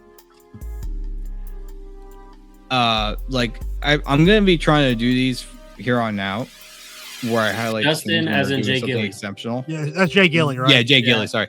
Yes, Jay Gilly, especially over on his Fight Club games, has been providing his replay links for his team to review. Being able to he is a unit for his team. Like, he is trying to get better in every way he can. I've got a quick games. I have a question for you. He asked for input. Yeah, what's up? Jay Gilly, is that Justin Dodd that plays at Armory? You say Justin? Is that him? I think it's Justin Gill. Oh, I don't know if it's. I played somebody named Justin at Armory a few weeks ago. But Gilly is like supposed to be part of his last. Okay, well, never. So it's not the same person. But he's been Armory once or twice. Is Justin Dodd Visionary Storm? Visionary Storm is also Justin. We have a couple. Okay, he's been at Galactic a few times. I played a Justin at Armory a few weeks ago who I knew who he was, but he mentioned he was in the league and I could not connect the. Got to be Visionary Storm. Yeah, is that Visionary Storm? Is that who? Yeah, because Gilly's new. Okay, Gilly's like new. He's new to Lorcana. I think he moved into the state recently. Okay. In that case, I would like to give a shout out to Visionary Storm because I got to play you at Armory 2 weeks ago and I was testing dogs and you handed me my ass. And I'm like, okay, I probably shouldn't play dogs this week. And I switched to Yellow Blue and won because of it. Mostly in part to Justin, who again, I had met like a couple of times. Like, it was really good interactions with him. He gets around. And he was nice enough to play me some, and like he was super cool to play against. He was great. Yeah, he's a good guy. Shout out to the local club at Armory. You guys are awesome. Thank you for helping. Armory's a good Wilson time. Boy. Corwin, I'll piggyback off what you said though with Jay Gilly and with Justin. I think I've only got to meet him once, and we played for a couple hours and had such a good time. Fantastic Blurple player and really good person, but he takes the game seriously and he enjoys the game and he really enjoys the idea. He's so open-minded and wants to learn and grow. And it sounds like what you were saying, that he's showing his team that as well. And while his record, he's had some unfortunate history of dropping a lot of his matches, but like he picks up wins, he gets points. Like I know he's putting his all into it. He's a good player and a good guy. So that to hear that, that he's recording his matches, he's showing it to his team, he's asking for feedback, shows that open-mindedness. Like, that's the type his team gives player. Him the feedback. Yeah, that's great too. That's what I'm saying though. Like, but he opened the door to that though. That's why I'm giving Jay Gilly the shout out. Yeah. Because like he was like, hey, I'm dropping the links. I'm watching myself right now. Anyone else that can, just give me like what feedback you got. I think I messed up in game one. That's how we get better. That's how we get better. Right. And I was like, dude, this guy is paving the way for I think every other player. Because I promise you, if you guys are playing on Fight Club, please start doing that. Because like honestly, it's gonna make you a better player. If you're a captain and you hear that type of effort and commitment from your player, like that's the type of player that you want. Like that's it. You're gonna do. Oh, dude, Charlie loves it. you're gonna grind out games, and you're gonna lose games, and you're not gonna know why. You're gonna put your replays in there. People are gonna watch you, and they're gonna say, "Well, you should have done this. You should have done this. This was a slight issue," and it's gonna help you see the game in a whole different way. Yes. Like I said, I'm lucky enough to get to test. I'm lucky enough to get to test in person with people like Bo and Richard, and I'll play games and I'll lose, and they'll say, it went wrong here, here, and here, because they just see the game differently than I do. So like that, that's how we get better as players. That's how the top guys. That's how people like Zan and Sky and those guys. That's how they get better. That's how we all uplift each other and get better at this game. So yeah, if you're playing it on Fight Club, if you're on a feature match for the league, yes, watch your games back. Like, get with your teammates, get with your friends, that play the game, watch your games back and ask them, like, that's why where did I go wrong? Were there misplays here, there, anywhere? Even if you win, like, watch your games back so you can see where you could improve. Yeah, 100%. I mean, that's part of why we do the feature matches. It's for entertainment, of course, too. Yeah, but we 100%. Started doing it, like, that was something that, like, Larry and I really wanted to do. One, for entertainment, but really to help improve community players. Yeah, that was one of our goals as Uninkables. Yeah, that's what the whole channel is. Like, really, the team Uninkables. I'm not on y'all's team, but, like, y'all let me. I'm privileged enough that y'all let me be on, like, as a featured person on your channel. Like, the whole point of this channel, if you're watching any videos we do, we want everyone in our area to get better. We want to be a resource. Yes. Like, you put it in your outro every video we do. You're like, we want to be a resource for all of our players. We want to help each other grow and get better and, make the connections that it's going to take to get better. That way, when you go to your next event, you are as prepared as you can be to go and absolutely crush it. 100%. But yeah, so I just wanted to give that shout out to Gilly. Yeah, absolutely. I love that. I really think I think he's been doing phenomenal.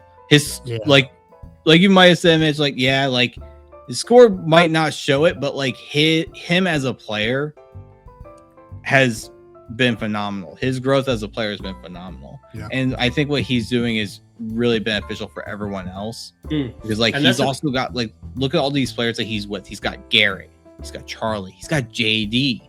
We've had him on the podcast. Yeah, JD's great. Like, that just reminded me of all these people. Yeah, that he can bounce around with. By great people that are definitely going to lift up his game. He's very fortunate to be around those folks. That's something that I'm reminded of my experience of doing this for 3 years with Hearthstone. And a very important reminder as we talk about your record and your performance and that sort of thing. Another thing that's kind of unique about this league is, even though you're only playing so few amount of matches compared to, like, 1 week of set champs or something like that,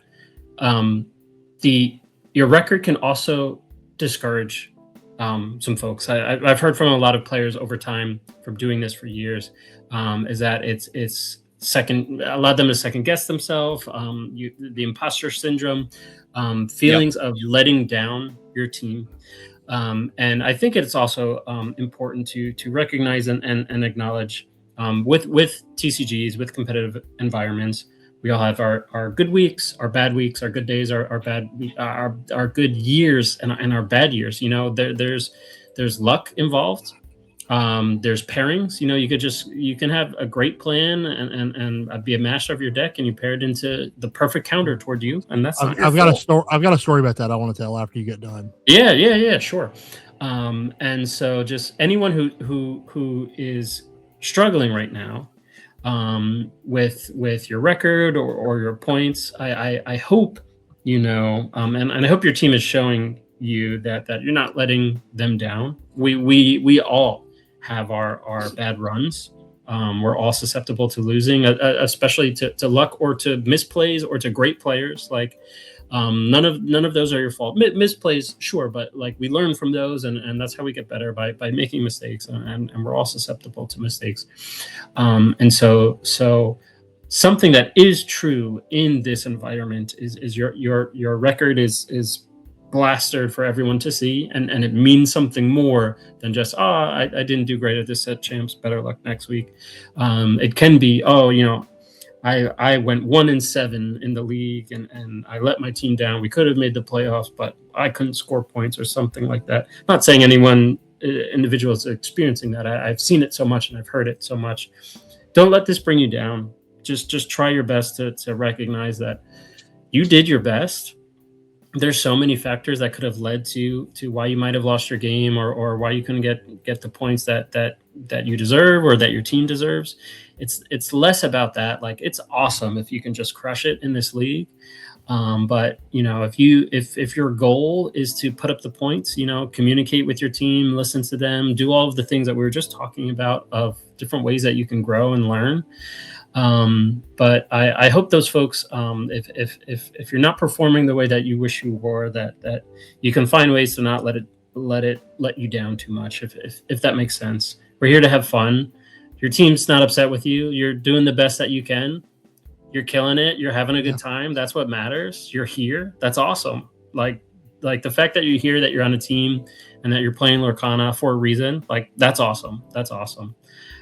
So I just wanted to point that out when we were talking about records, because I know there's a lot of great folks in this league and strong players who maybe we might be surprised of their record at the moment. But again, like no one is surprised if I go to a tournament and I end up in last place, right? So we can be we can all have our bad days and our bad moments. And it feels a little bit different because this is maybe the first time where your performance matters to other people. So hopefully just a little note of encouragement. Like you're doing awesome. Your team loves you. They're excited to have you on their team. It's more about you being there and less about the points. Yeah. Like you were with the teams we've got, you were recruited for a reason. Like we're all of the captains. We put the people on the teams that we wanted to see play, that we wanted to be interacting with every week. And like you're going to have times where I've had tournaments where I've won. I've had tournaments where I've gone 0-3 drop. Like it happens to all of us. Like this area is full of amazing players. This league is full of amazing players. Like, and no matter how much preparation you do, like sometimes you're just going to, like Mitch said, you're going to hit bad matchups.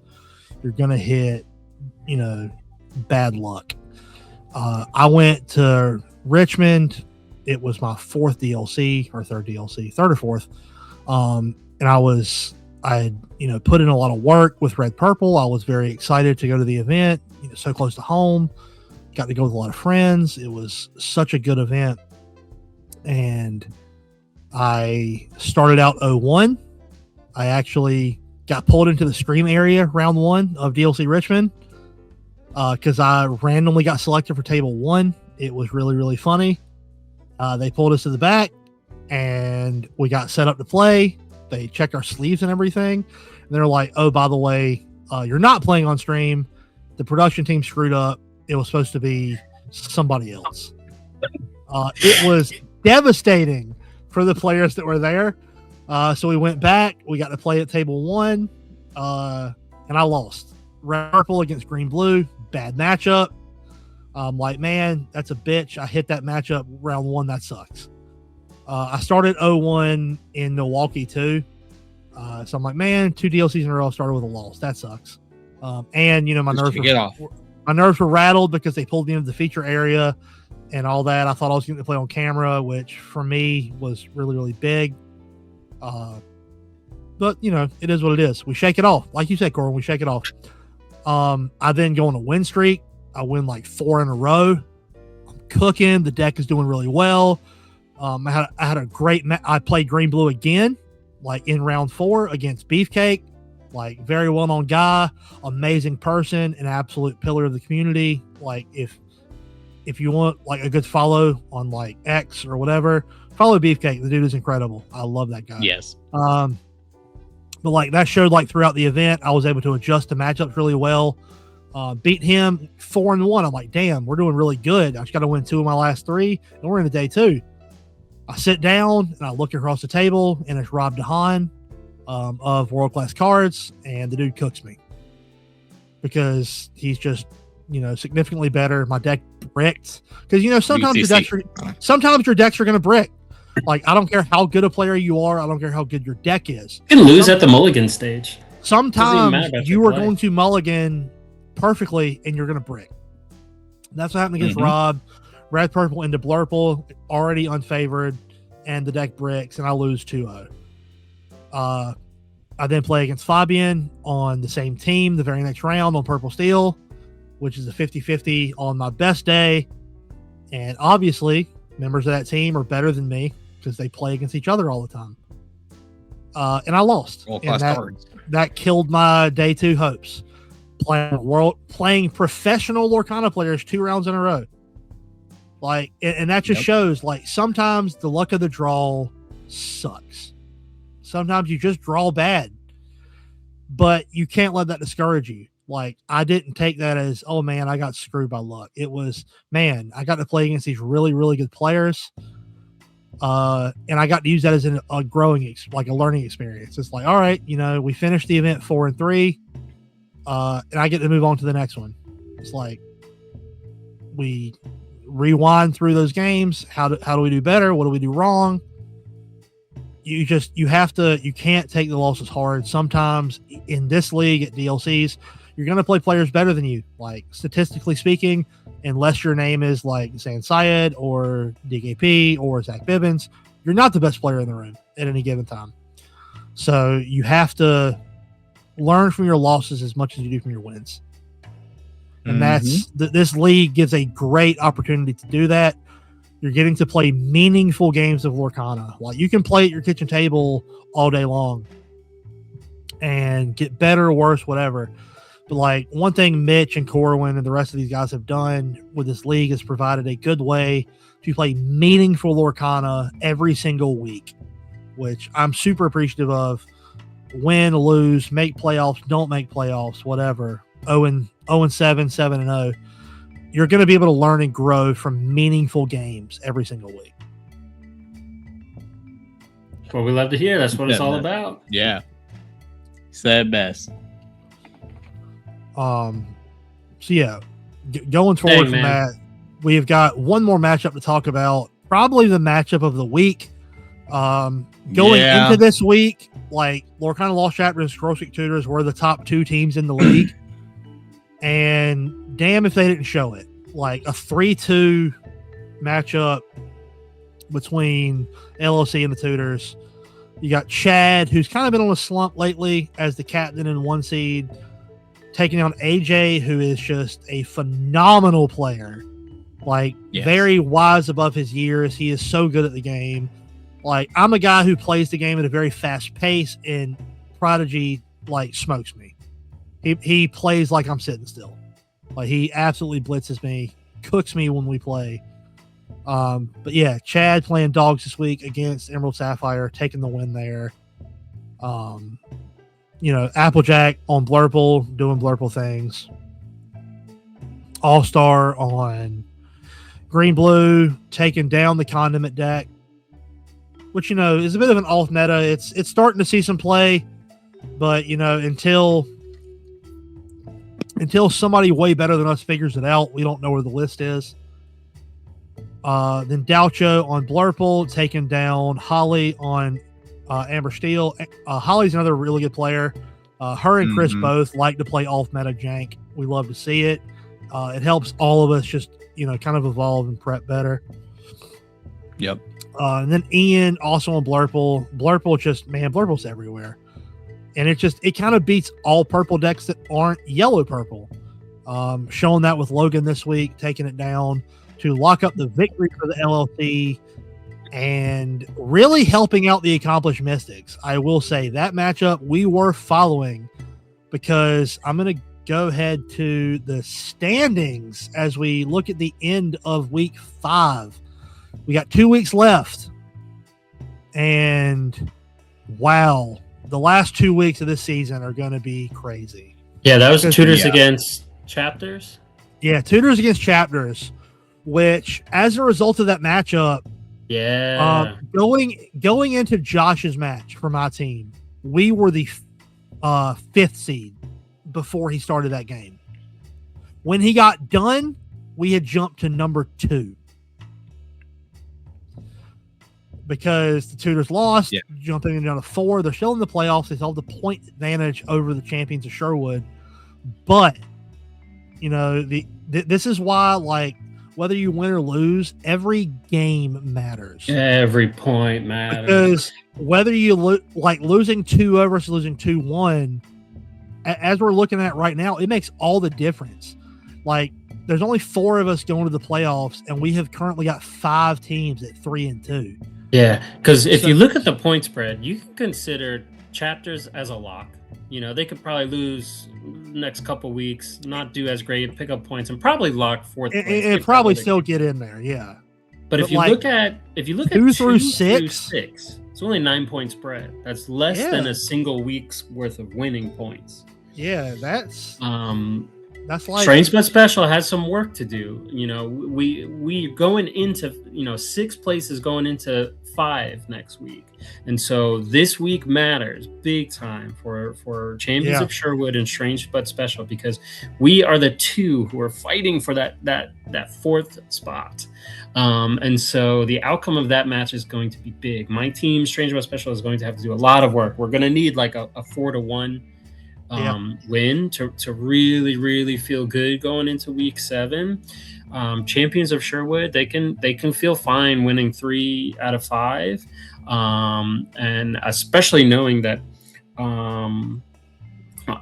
some of the other teams are going to pick up some more points and keep crawling up, but they're only 2 points away from 3rd. Yeah. Like that we talked about 2 through 6, but look at 3 through 5. Yeah, it's 2 points. It's close. Like, so you got the Accomplished Mystics. We're at the very top of the 3-2s, simply because we've had sustained like consistency throughout the season, and like none of us are trying to play the Lorcana Lost chapters in the playoffs in the first round. Like they've got 67 points throughout the season so far, 5 weeks in. So like that 2-point advantage we've got over Spooky and Tutors. Like you said, Mitch, every point matters. We are fighting for placement. Mystics, we're trying to hold that 2 seed, man. We like as long as we can stay in the 2 to 3 range. Have to play really well for the next couple weeks. We really want to try to maintain the 2 to 3 seed, because whichever one of us winds up the 4, having to play who likely going to be the Lost Chapters, unless they like tank out and drop. It's gonna be really, really big. Like it's absolutely all still to play for 6 of these teams. And if you're if you're the Vixens or you're the Schemers, like my team plays the Schemers coming up, which we're getting ready to look at. Like we're still playing for pride. Like you guys can still play spoiler. Like absolutely play for yourself to boost your player rating going into the beta season. The league, but also play for your team. Let's see how many points every one of our teams can wind up with. Like you think your matchup doesn't matter, you could be the difference between one of the other teams going 2 or the 2 seed or the 1 seed. So and we're playing Lorcana because we enjoy playing it. That's why we're all in this league, because we just like playing this game. Play your games out, have fun, experiment. But yeah, looking 2 weeks left in the season, looking at the playoffs, this playoff race is spicy. Yeah, shout out to Spooky Sites. They've been putting in the work. They're sitting at 3rd place right now. After, they had the largest point gain this week, going plus 18, narrowly beating your squad out, Mitch, who went plus 15 this week. But they cemented themselves as a 3 seed.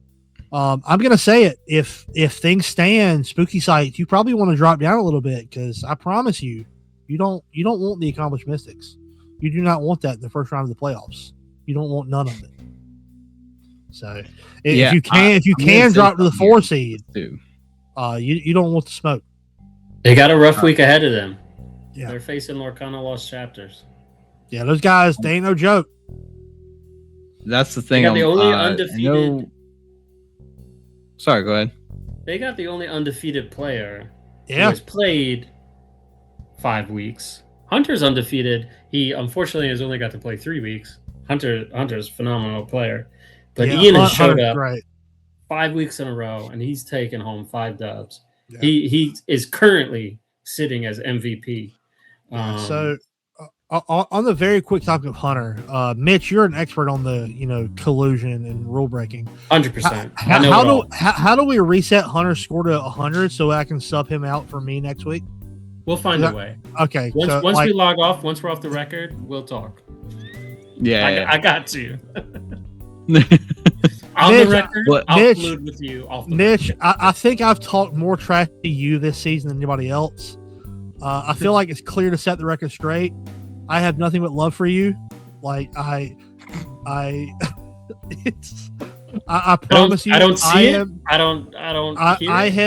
have learned from the best within Lorcana that you have to have a villain in your community. So I've tried to take that mantle because Corwin is too nice. He can't play the bad guy. It's just not in his nature. He can't do it. So I let him kind of play good cop, and I've got to take from Baker a bit and be the villain of the group. So I got to talk trash every week. But I do want you to know that I've probably, between you and Charlie, I've thrown more shade at y'all than anybody else.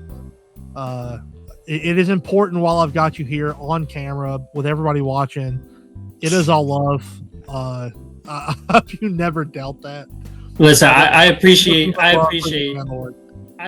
you saying that, and honestly, like I almost believe that. I almost believe it.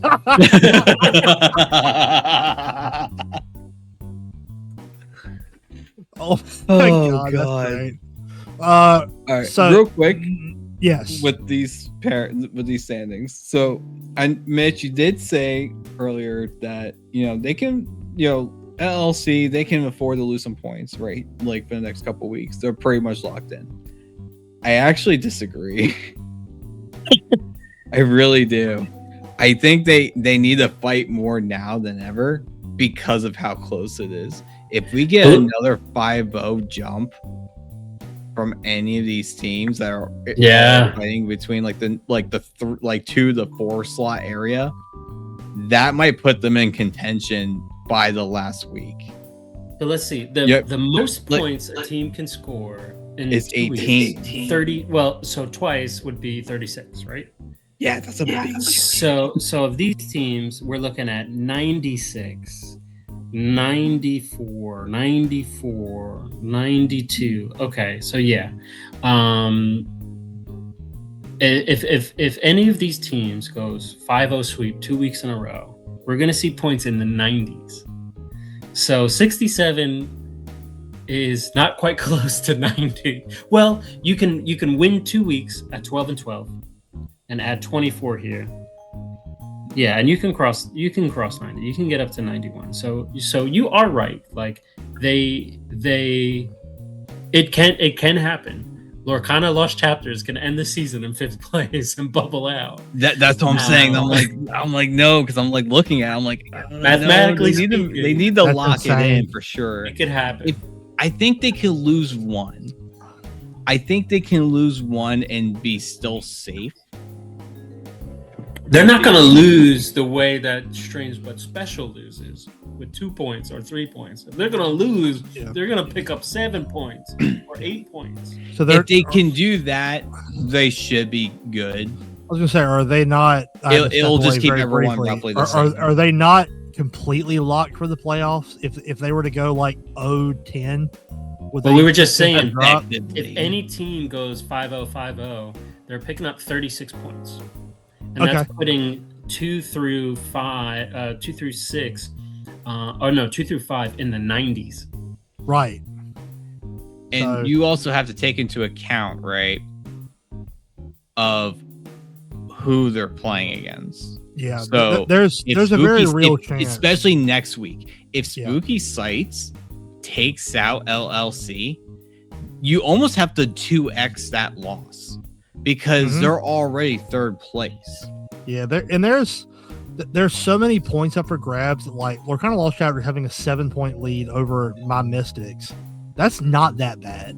Like the Mystics could very easily finish in 1st place this season. Who do the unaccomplished Mystics face next week? We play the Infernal Schemers. They've been struggling. They've been giving up. And you know what? To be fair, I told my guys, I'm like, look, I know those guys haven't picked up a week win yet. I don't plan on stopping that streak. That doesn't mean we can discount the talent that is on their team. Oh, they're not. Because they are absolutely they are good players. Into this matchup like auto you got to take it seriously. Yeah, 100%. Also, we're the Accomplished Mystics, by the way. I heard you. I know that the team captain of the Strange but Not So Special wants to throw some shade, but last I checked, my team is in the playoffs and yours isn't. So, well, you're not looking at week 7 standing, so that's why you're saying that. So well, you guys are going to fall even further than 5th before then. Oh God! And then they go against. And then Chapters goes against Sherwood the last week. They don't have an easy ride. Looking at the last that's what I'm saying. 2 weeks, if they lose, because they're only playing against the really top. Yeah, we get to play against. So it's almost like a 2x factor. If they lose, the other team gets such a jump over Chapters. Yeah, that it might push them down into Mitch. They really gotta be careful. The fact that y'all have to play against the champions of Sherwood followed into Spooky Sites. You got to play playoff teams the last 2 weeks of the season. Well, here's the thing. That's crazy. We're going to start playing. We haven't really been playing, but now we're going to start playing. So you took 5 weeks off just to take the last 2 weeks serious. Just picking up a few points here and there. You've been on load management. You're LeBron James. You're only playing 40 games a season. You're doing load management. You're locking in for the postseason. I respect that. I prefer my team to just do well in the regular season, so we don't have to stress as much about seeding at the end. But you know what? If you want to keep it spicy and keep your guys on their toes, I know it sounds strange. But we're special. So strange but special. There you go, man. Gotta respect that. You got to keep your guys on your toes. Like all the colluding it took to put your roster together, and you're still on the outside looking in. This week, we're gonna see the first tie, and that's gonna throw everything off. And I'll call it right now. How does that even happen? It can happen. There's one circumstance where a tie can happen. We almost had it. I know. We were off by 1 point. Last week with tutors. So if one team goes 2-1, 2-1, 2-1, and the opposing team goes 2-0, 2-0, each team scores 9. But the extra 3 points goes to the team that won 3-2, right? No, in the regular season, the extra 3 points goes to the team who scored the most points. So there is a tie in the regular season. If it's 9-9, each team gets +1 bonus point. So they end up 10-10. I gotta say, in the postseason, it does go to the team who gets the most matchups. That's interesting. That feels like, man, I don't know. I feel like the regular season is all about scoring points. One of the benefits to having 5 members of your team is the tiebreaker is going to go to whichever team wins the most of the matches. Now, I'm not smart enough to organize this league. My name is not Nick. I don't get to put all this fancy ass math together. Listen, this was a long conversation back and forth. I'm telling you, this system was just copy and pasted from something 10 years ago. Gotcha. That I managed for 3 years and I got to see it. And then 10 years later, it's still running and it's still doing its thing and it's grown. It's incredible. And the idea was the first 7 seasons is about point accumulation. Which I think is a good idea. I think valuing wanted a world where a tie how can your exist. overall performance is throughout the season. I think that should matter. So yeah, I do not disagree with the fact that ties can happen in a 5-man team. But like I said, we'll see. I think a tie happening. It's different from what we're used to. As far as the standings, I think it will be hilarious. And I'll call it right now: Spooky Sites ties with Lorcana Lost Chapters this week. It's going to happen. That would screw up the standings so much. But looking at the matchup for week 6, you do have the Spooky Sites versus Lorcana Lost Chapters, 2 playoff teams. Good friend of the podcast, Chad, against Gerald. That'll be a fun one. Yeah, that one I actually don't know. I mean, Gerald's so good. Chad, but how do you respond to red purple? That's what's going to determine this matchup. But yeah, this matchup ending in a tie, I could absolutely see happening. Then you've got the champions of Sherwood against Strange, Not Special. I feel this is a 5-0 for Darcy. Like, did I hear you wrong? I don't like Garrett against like Tread Wheezy. Like I don't know, man. I don't see that being much of a match. Do I see a match already scheduled? We do. We see Jay Gilly is like Jay Gilly's like, I'm gonna go ahead and hand Kamalama Jam or whatever their name is and auto loss real quick. That's what you think. That's what you think. Then Charlie, my husband, like I have full faith in that man against a child. Like Cheeto, imagine naming yourself after Chips. Talk all the shit you want. You're gonna regret this because you're gonna remember this as the week that Strangebush Special knocks Champions of Sherwood out of the playoffs. This is the week, bro. This feels like, and then you look at the fight. Like you look at JD versus Sal. Charlie, I love you. I'm looking at 5 versus incredibly Sal strong players. They're gonna. I don't know. I don't know. JD is like JD has guested on the Ruby Amethyst team for a bit. Like, I mean, yeah, JD versus Sal, that could be a close one, but I think JD probably still gets it. It's cute. Then you've got you orange shirt menaces fighting against each other. Like Paul, we already know should have been more than 100, but y'all colluded to drive the ranking down. It's because we wanted this moment. We wanted as great as Sam is. Like this is like a dub for Paul. Like this, I don't see any way that. Sam. I don't see any way that Champions of Sherwood don't totally 5-0 here and like totally cement themselves in the playoffs. There's no world in reality that can happen. I can understand wherever you are over there. You think you see that happening? Not a chance. This is the week. Strange but special knocks Champions out of the playoffs. I mean, I would. We will see. Then we've got the Schemers against the most accomplished Mystics. The name keeps changing. We are the Schemers. We know are full of good players. They have not yet hit a win this season. We do not plan to end that streak here. That doesn't mean we don't absolutely respect Nano's squad. Like we know you guys are good, but like the Condiment King, the Jank Master, the Iceman. You got me and Joker rounding up the 4 and 5. This will be a close match. I think it's 3-2 or 4-1. I'm not, braggadocious about my squad. We're not going to pull the 5-0, I don't think. Simply because I suck at Lorcana. So odds are the rest of my team will carry. Man, I want to smoke whatever you're smoking. You think that's a dub for you guys? Wow. You're going to be the...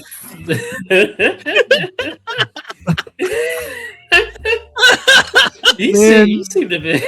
Then we have got good right now. We have got the Tutors versus the Vixens. Into that matchup.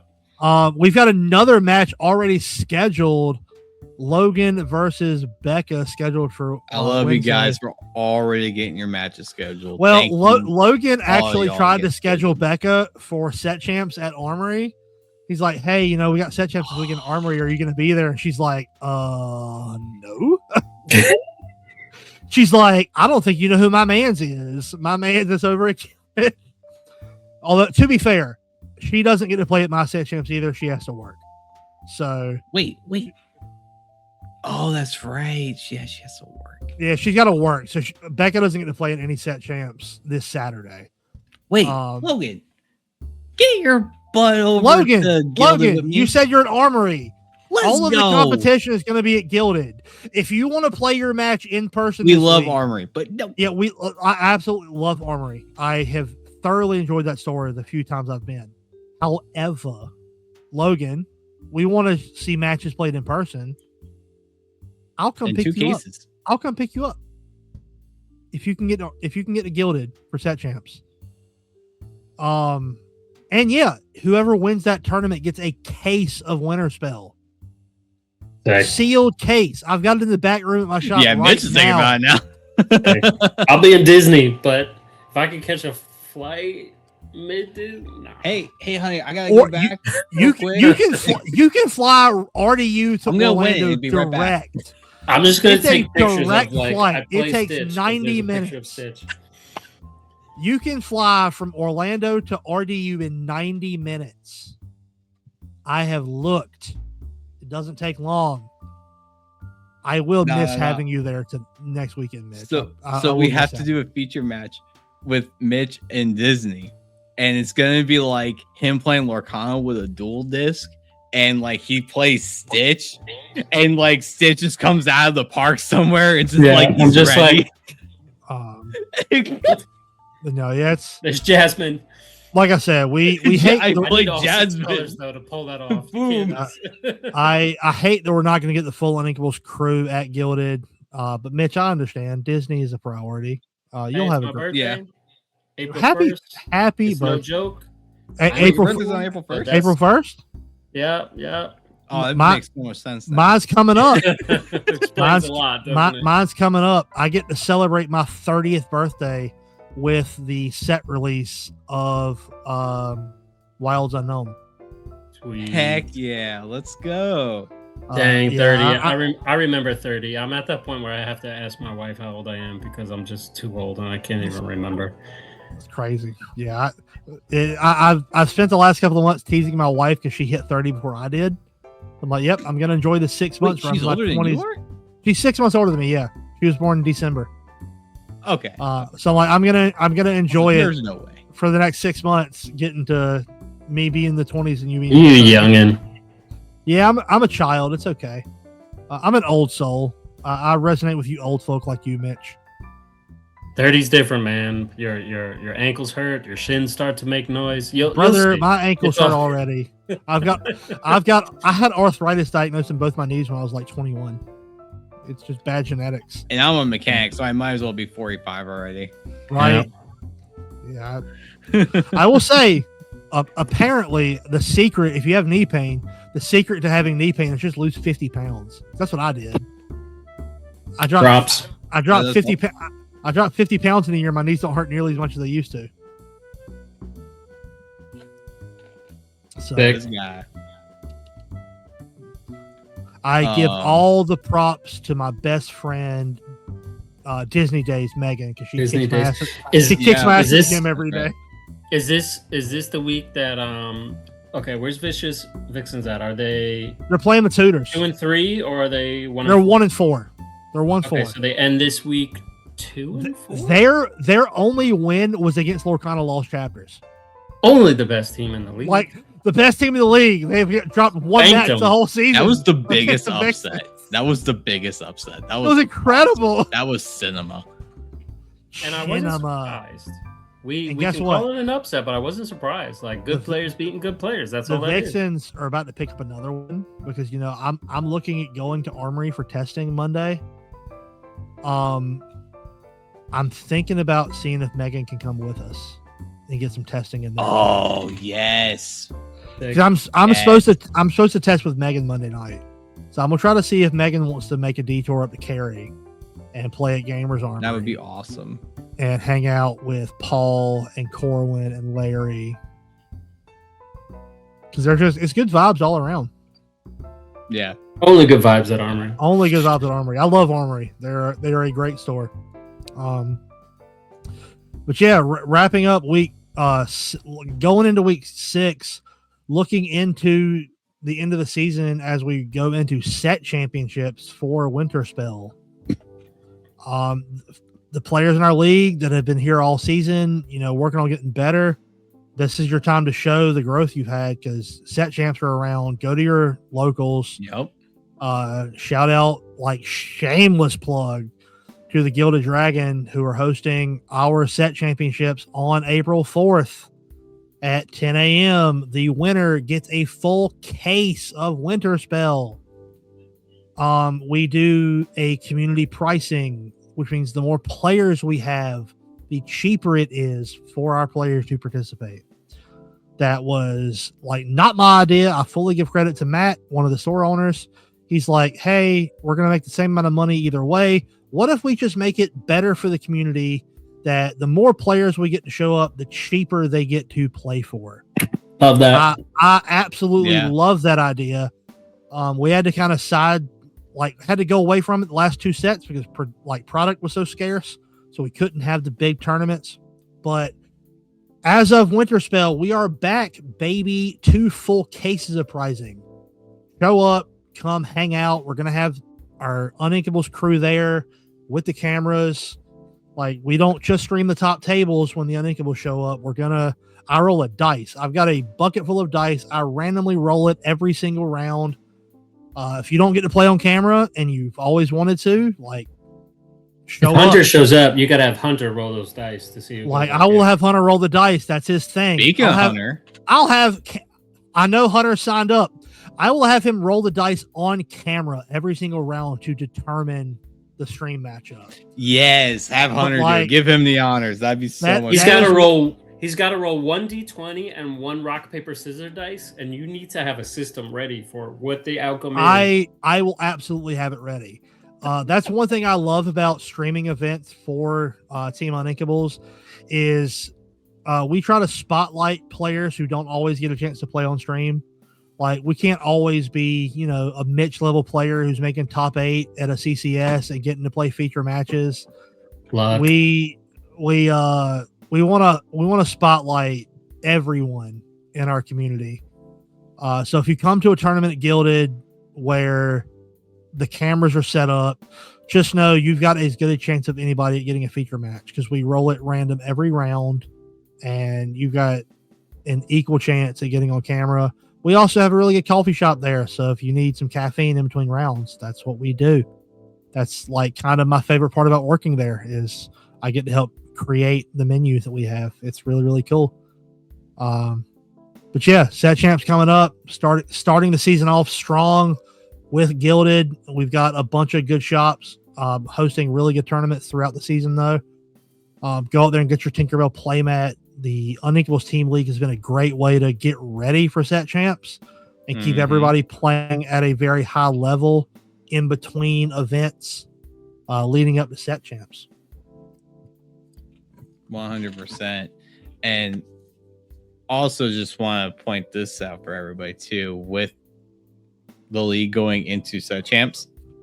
If you know that y'all are scheduled and you're going to meet up at Set Champs, let us know, because then if we're streaming that tournament, we might just pull you two on a feature match. Yeah, just to get like all lined up. We will do that. Should you get paired up? Yeah, absolutely. Yeah, if you're get paired up, I won't make the same mistake twice. yeah. Corwin fudged it. We should have had the Condiment King versus Tread Wheezy as a feature match last week at Greenville Unplugged. However, if you are playing this week in Set Champs, I know we've got the stream set up at Gilded on Saturday. So if you're going to be there, talk to your opponent, see if your opponent's going to be there. If not, see if they can be there. And we will try to facilitate, whether it be during the tournament or, I'll keep the stream set up. I'll stay late. And throw a feature match afterwards, or if we have a round go long, Richard's going to be there, so odds are rounds are going to go long. We might try to get a feature match going in between then. Oh my god. But yeah, if people are going to be there, we're going to see if we can facilitate some league matchups at Set Champs and Gilded. Yeah, absolutely. Like we want to make it like a win-win whenever we can for the community, like with the stores and everything.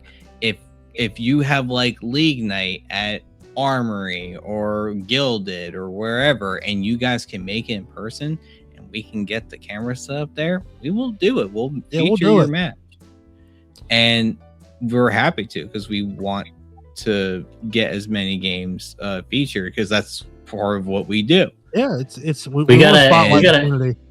we gotta hit up Fayetteville crew and see. Yeah, absolutely. Where's the camera crew down there? The the Fayetteville guys are coming to Gilded. Like, they are coming to Gilded. They're coming to Gilded. They're running strong. So like, guys, if you're in Wilson, competition is coming up here, or if you're in the Raleigh area and you really want like some legit competition, Fayetteville are coming for our heads this weekend at Gilded. Definitely show up. Did I hear right that Chad said Ian announced his retirement, then he taps him in for this league, and that son of a gun goes 5-0. Yeah, that's what's happening.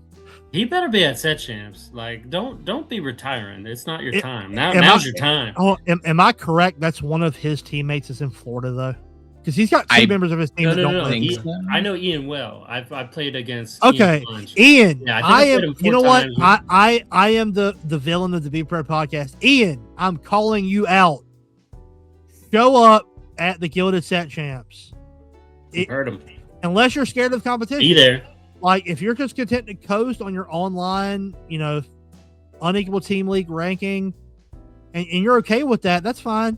But, like, if you want the best that North Carolina has to offer as far as set champs, the Gilded Dragon in Wilson 1,000% offers that.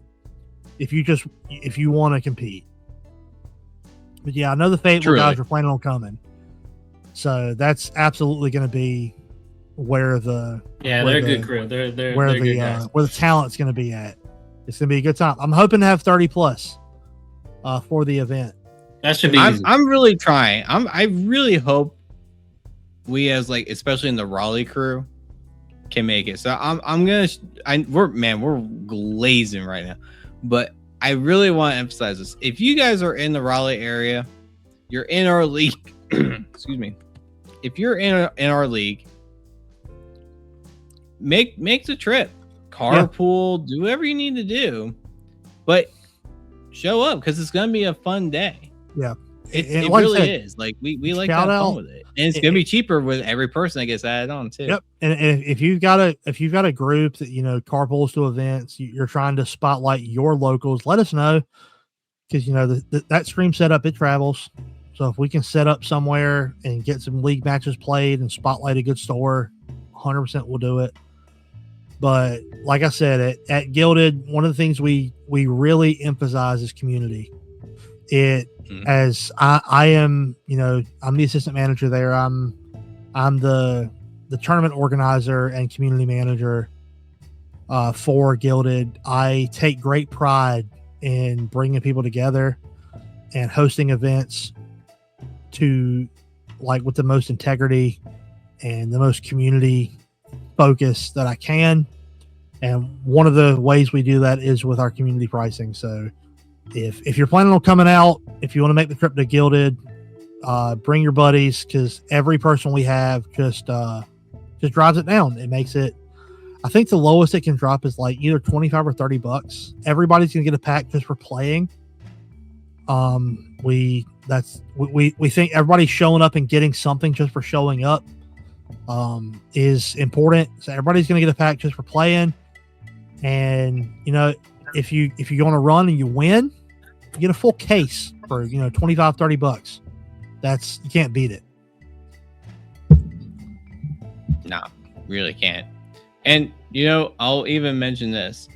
One of the things that Mitch and I talked about this when it came to Team Uninkables, right? One of the things was that we're willing to travel, and now we were talking travel, like going out, but also I remember Mitch, you and I had a great time just going out to Goldsboro. We made a whole day of it. I mean, yep. We just made a day out of it and had a good time. And honestly, you guys, everyone out there, you can do the same thing. It doesn't have to be with orange shirts on or anything like that. It really can just be hey, I'm just going out with my friends on a Saturday to the game store. Yeah. Where there's an event happening and we're just going to play for the day. Yeah, that's all it has to be. I had during the Reign of Jafar set champ season, right before rotation, I had a random Sunday free, which doesn't happen for me a whole lot. And I was talking to my local team, and I told my buddy Watkins, who's one of my best friends. I love that guy with all my heart. Him and his wife are both great. I'm like, hey man, I've got the Sunday free. The rest of the group aren't really wanting to go out to an event because I think Richard had just won a tournament the day before because that's what he does. He had just dominated a set champ somewhere. But me and Watkins were like, hey, we both really want to play in a set champ. Where are we going? So he's like, well, Game Theory Wake Forest has an event. I'll drive out that far. I don't mind traveling. So, we went, we made a day of it. We had lunch together. It was great. played in the tournament. I made finals. Franz crushed my dreams by refusing to split finals, which is his move. Like a total bastard. But it is what it is. I had a great time getting to hang out with one of my best friends and playing Lorcana at a brand new shop. So the moral of the story is, one, Franz Franz only splits at the Gilded Dragon. He won't split anywhere else apparently. And also like Corin was just saying, if you've got a chance to go travel to a new store with some of your buddies, absolutely take that opportunity. Because you're going to get to meet new people. You're going to get to play meaningful games of Lorcana, which again is what this league is all about. It's fun. Uninkables happened because we did that. I'll never forget. I had planned on going to a set champs that was 10 minutes away from me on a Sunday. It was either Saturday or Sunday, and I was excited to sleep in because I don't get to do that often. And when a store 10 minutes away from me has a set champs, like, I'm there. And I woke up earlier than I wanted to. I have a puppy, and when you have a puppy, sometimes they bark and squeal and wake you up earlier than you want to take them out.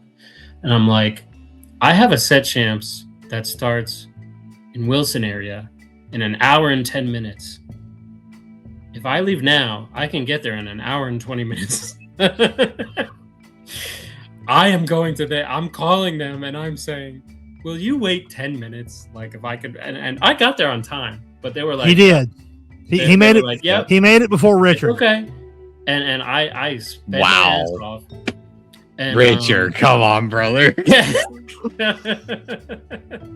But I was like, I want to see new stores. I enjoy supporting new stores. I enjoy seeing new communities. I enjoy seeing how other stores run their events. I remember the first time I was at Gilded, and I think it was you who I just thanked you for, like, I've been to enough where sometimes there are unclear expectations, unclear rules, unclear how many rounds, does Top Cut have, first priority based on seeding and that sort of thing for who goes first. Like, just everything is so clear and everything is communicated and the rulings and then the judgments are fair. Like, I remember having a lot of, like, that was the moment where I was like, it is worth traveling to see other stores, to see what they do, to see how they run things, because you guys kind of set a bar for me that I would talk to other stores about. I was like, I saw this, I really like this. I encourage you guys to do this as well. This is a reason why I'm willing to drive over an hour instead of 10 minutes to have a good time, a reliable, like, I know I can trust the store. I can have a reliable experience that's going to be positive. And there's a good reason for that, right? And that's all part of having trust and confidence in what the store does and providing a good experience. And so props to you. I know we've been, this shameless plug has gone on for at least 20 minutes. But Gilded is great. We love you guys. Keep doing what you're doing. And for anyone listening, like, go out, find new stores, like, explore the community. Yeah. There's a lot of communities out there. You're going to meet great people. You're going to see great events. You're going to see events that maybe don't fire off as well and as right as you want to. And there's learning experience for that for you as a player, and that you can share with that store and help them grow. But that won't be the dead horse. Get out there, play some Lorcana, have some fun, support your local communities. Yeah. That I really appreciate that, Mitch. That means a lot, because absolutely I have been fortunate enough to be the one that handles the organizing for pretty much all of our events, and I work really hard on it to try to build it up and run it the way I feel like events should be run at hobby shops. So knowing that work hasn't been in vain, that people do recognize it, I really, really appreciate that. Yeah, absolutely. Just being honest. That's what gets people to drive an hour for Infinity Tournament with when even your co-host for a podcast won't do it. Like, it still gets people to drive an hour to come play some silly Infinity stuff on a not to call him out, but like backing up along. Not to call Corin out, but I'm totally calling Corin out. Like, you had the audacity to be sick this weekend and not get to come play in a really fun Infinity event.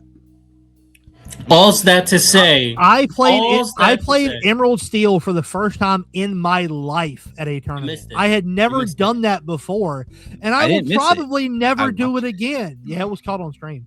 You missed it. But the main point is, Vixens takes their second win. Week 6. Absolutely. The Vixens pick up a win this week. Full circle. The accomplished Mystics take a 5-0 sweep against these schemers. The championship Sherwood beat Strange but Not So Special. And Spooky Sights versus LLC will be a good match. It'll be a tie, like you said. It'll be a tie. It'll be 100%. Spooky Sights ties. I love Lost Chapters. I can see that. I love it when somebody comes onto the podcast and talks shit as much as I do, because Corbin won't do it. He's too nice. He has to be like the good cop. I can't do it. Baker has taught me well. We got to be the villain. So, Mitch, it is very much appreciated that you're going to come on and talk your trash with me. It was my pleasure. Keep sending me the invite back. I'll let you know that I'm busy. And I look forward to seeing who your next guests are. Speaking real quick of the next guest, this has been a very fun one, but look forward to a very special episode next time. Me and Corwin and Franz, good friend of the group, are going to be talking. We're going to do a deep dive into the Infinity metagame. Because me and Corwin don't know as much about it as we should. I just have kind of started venturing into Infinity, but Franz has been in there. He's like, I'm done with Core Constructed. Infinity is my new way of life. So we're going to have him on the next episode talking about where we think Infinity's going. We'll probably ask him, about ban questions and what he thinks is going to help make a healthy metagame. For Infinity, as we look to the next section of DLCs, which are going to be in Infinity. They'll have good insight of where the format he will have where it's going. It's going to be a lot of fun. Yeah, and that's something I'm probably going to also, just for everyone to know, I'm probably going to go ask around, because I know a lot of other good players out in the community, like Garrett. I might even ask Garrett to come on too. It'd be a good time. If Garrett's on, I feel like I can't be on camera because Garrett puts my beard to shame. Well, those blurry things, like when you blur people. Like I have been hyping his beard up a lot recently, and then I saw him yesterday, and his beard got like even longer than the last time I'd seen it. Like that dude is just Garrett. If you want to talk about like traveling for events, I don't have any more left. On a random Saturday, Garrett drove 2 hours to Gilded. Oh yeah, for a 10-player Infinity event, Garrett drove 2 hours to Gilded. Listen, you got the good vibes. So and that's all I need to hear. He's asking for the next one. Yeah, he told me when he left, hey man, I look forward to the next one. I cannot wait to come back. He's got like some, I don't know, family obligations next week or whatever. So he's not going to make it to Gilded for set champs. But he's got family in town, which is unfortunate. Is Gilded hosting a set champs next week? I'm kidding. I'm kidding. Don't say more. But yeah, hearing stuff like that from Garrett is all I need to know that me and the crew at Gilded are doing things the right way, because we take a lot of pride in it. So. But yeah, there's so many good players also in our community. Like I might even talk to Cheeto and AJ. Yeah, I'm looking at other the good players that are kind of getting into the Infinity stuff, and AJ got a lot of good players has fully embraced Infinity. He is. You get Cheeto on here, ask him how incompetent his captain is, and how their main strategy is. Just wait for Mitch to give you advice on what to do. Do the opposite and get the dub. Like that's the strategy. The first time I played Cheeto, I didn't realize green purple discard was a thing, and he showed me very very quickly. He's like, "Yeah, I'm about to hand you your entire ass on a silver plate." He showed me the light. He absolutely cooked my ass at Gamers Guild in top 4. That's the only time I played him. Thank God. I want to dodge him every event we go to. I was realizing the other day, as many events I've been to where I've seen Cheeto, he and I has never played a single game, just like you and me, Gio. But I've probably seen Cheeto at double, triple the events. We've never been paired up. Like, I know he's phenomenal. And I know he won't my butt. Fun fact. I have only ever met Cheeto at like CCS, like Return to Far or something. Even though he's local. I have not seen him at a local. Yeah, I have not met him at a locals. That's crazy. Not once. Yeah. Never met him. Like not in a triangle. Let's hope. Let's hope we put an end to that at Set Champs this season. Let's all make it a priority to get out and find these new stores and meet these new players and help grow the community. Let's do it. Y'all. Yeah. I think it's time to wrap up. Yeah, man. This has been a great episode. I don't know how long it's on because my recording timer is all screwed up. StreamYard absolutely shit the bed on me this week. Let me tell you, thanks for I enjoyed most of this conversation. This has been most of quite. it. I guess me talking shit eliminates. Every now and then, Gio goes into his other world, and I can't relate to that. Like, I don't know what's going on over there. He says some things about teams and points and scores that don't make any sense to me. But other than that, this has been a blast. Thanks for having me, guys. Yeah, man, this has been great. Getting to host this podcast with Corwin because the world needed 2 more white dudes on a podcast, and the only way you can improve that is by adding a 3rd white dude to that podcast. No white dudes next week. It's not allowed. It's just gonna be dead air the whole episode. But getting to do this with Corwin has been a lot of fun. We've had some really fun special guests, and I look forward to continuing it way past this season for the UTL, going forward into beta season because we're going to be coming up on that relatively soon. Mitch, you should know all about that being a beta yourself. That should be like your season to really thrive. Speaking of alternate realities and just living in another. Pardon me? That you. Listen. You think you're good in your little second place over there? Oh my god. We're gonna have to bubble you out now. Hold on. Sorry. What about second place? Where are you guys at? Mystics ends in place 5. Week 7. You think we're bubbling out? I'm calling it now. You think we're bubbling out?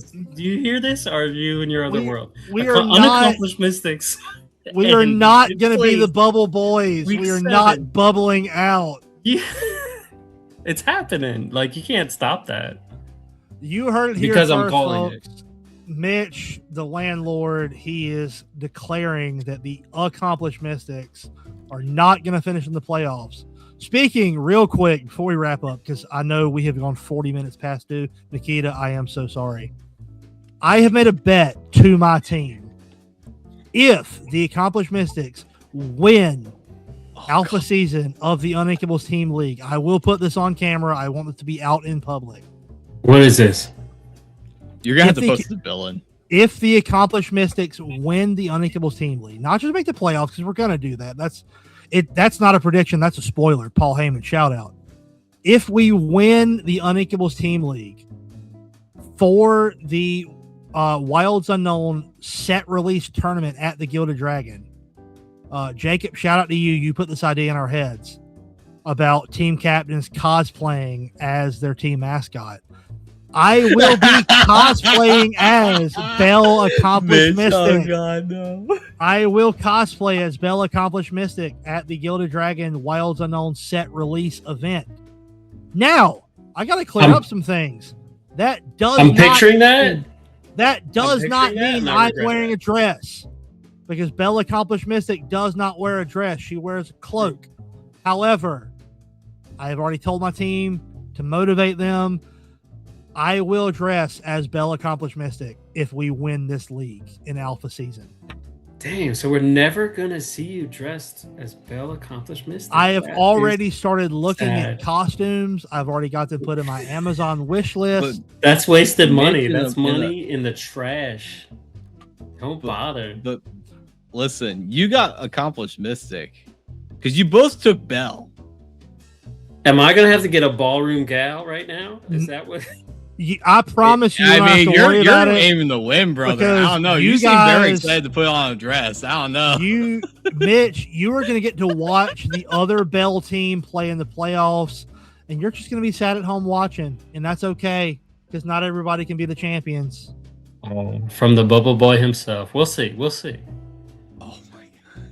We shall see. Corwin, sign us off for the evening. Get us out of here. For everyone's sake, yeah. Week. Oh my god. Gio's already out. From here. All right, everybody. This has been the Be Prepared podcast, getting you prepared for your next game. We are signing off for the night. These guys need to get out of here. We are signing off. We are signing out. You'll have a great night. Happy questing.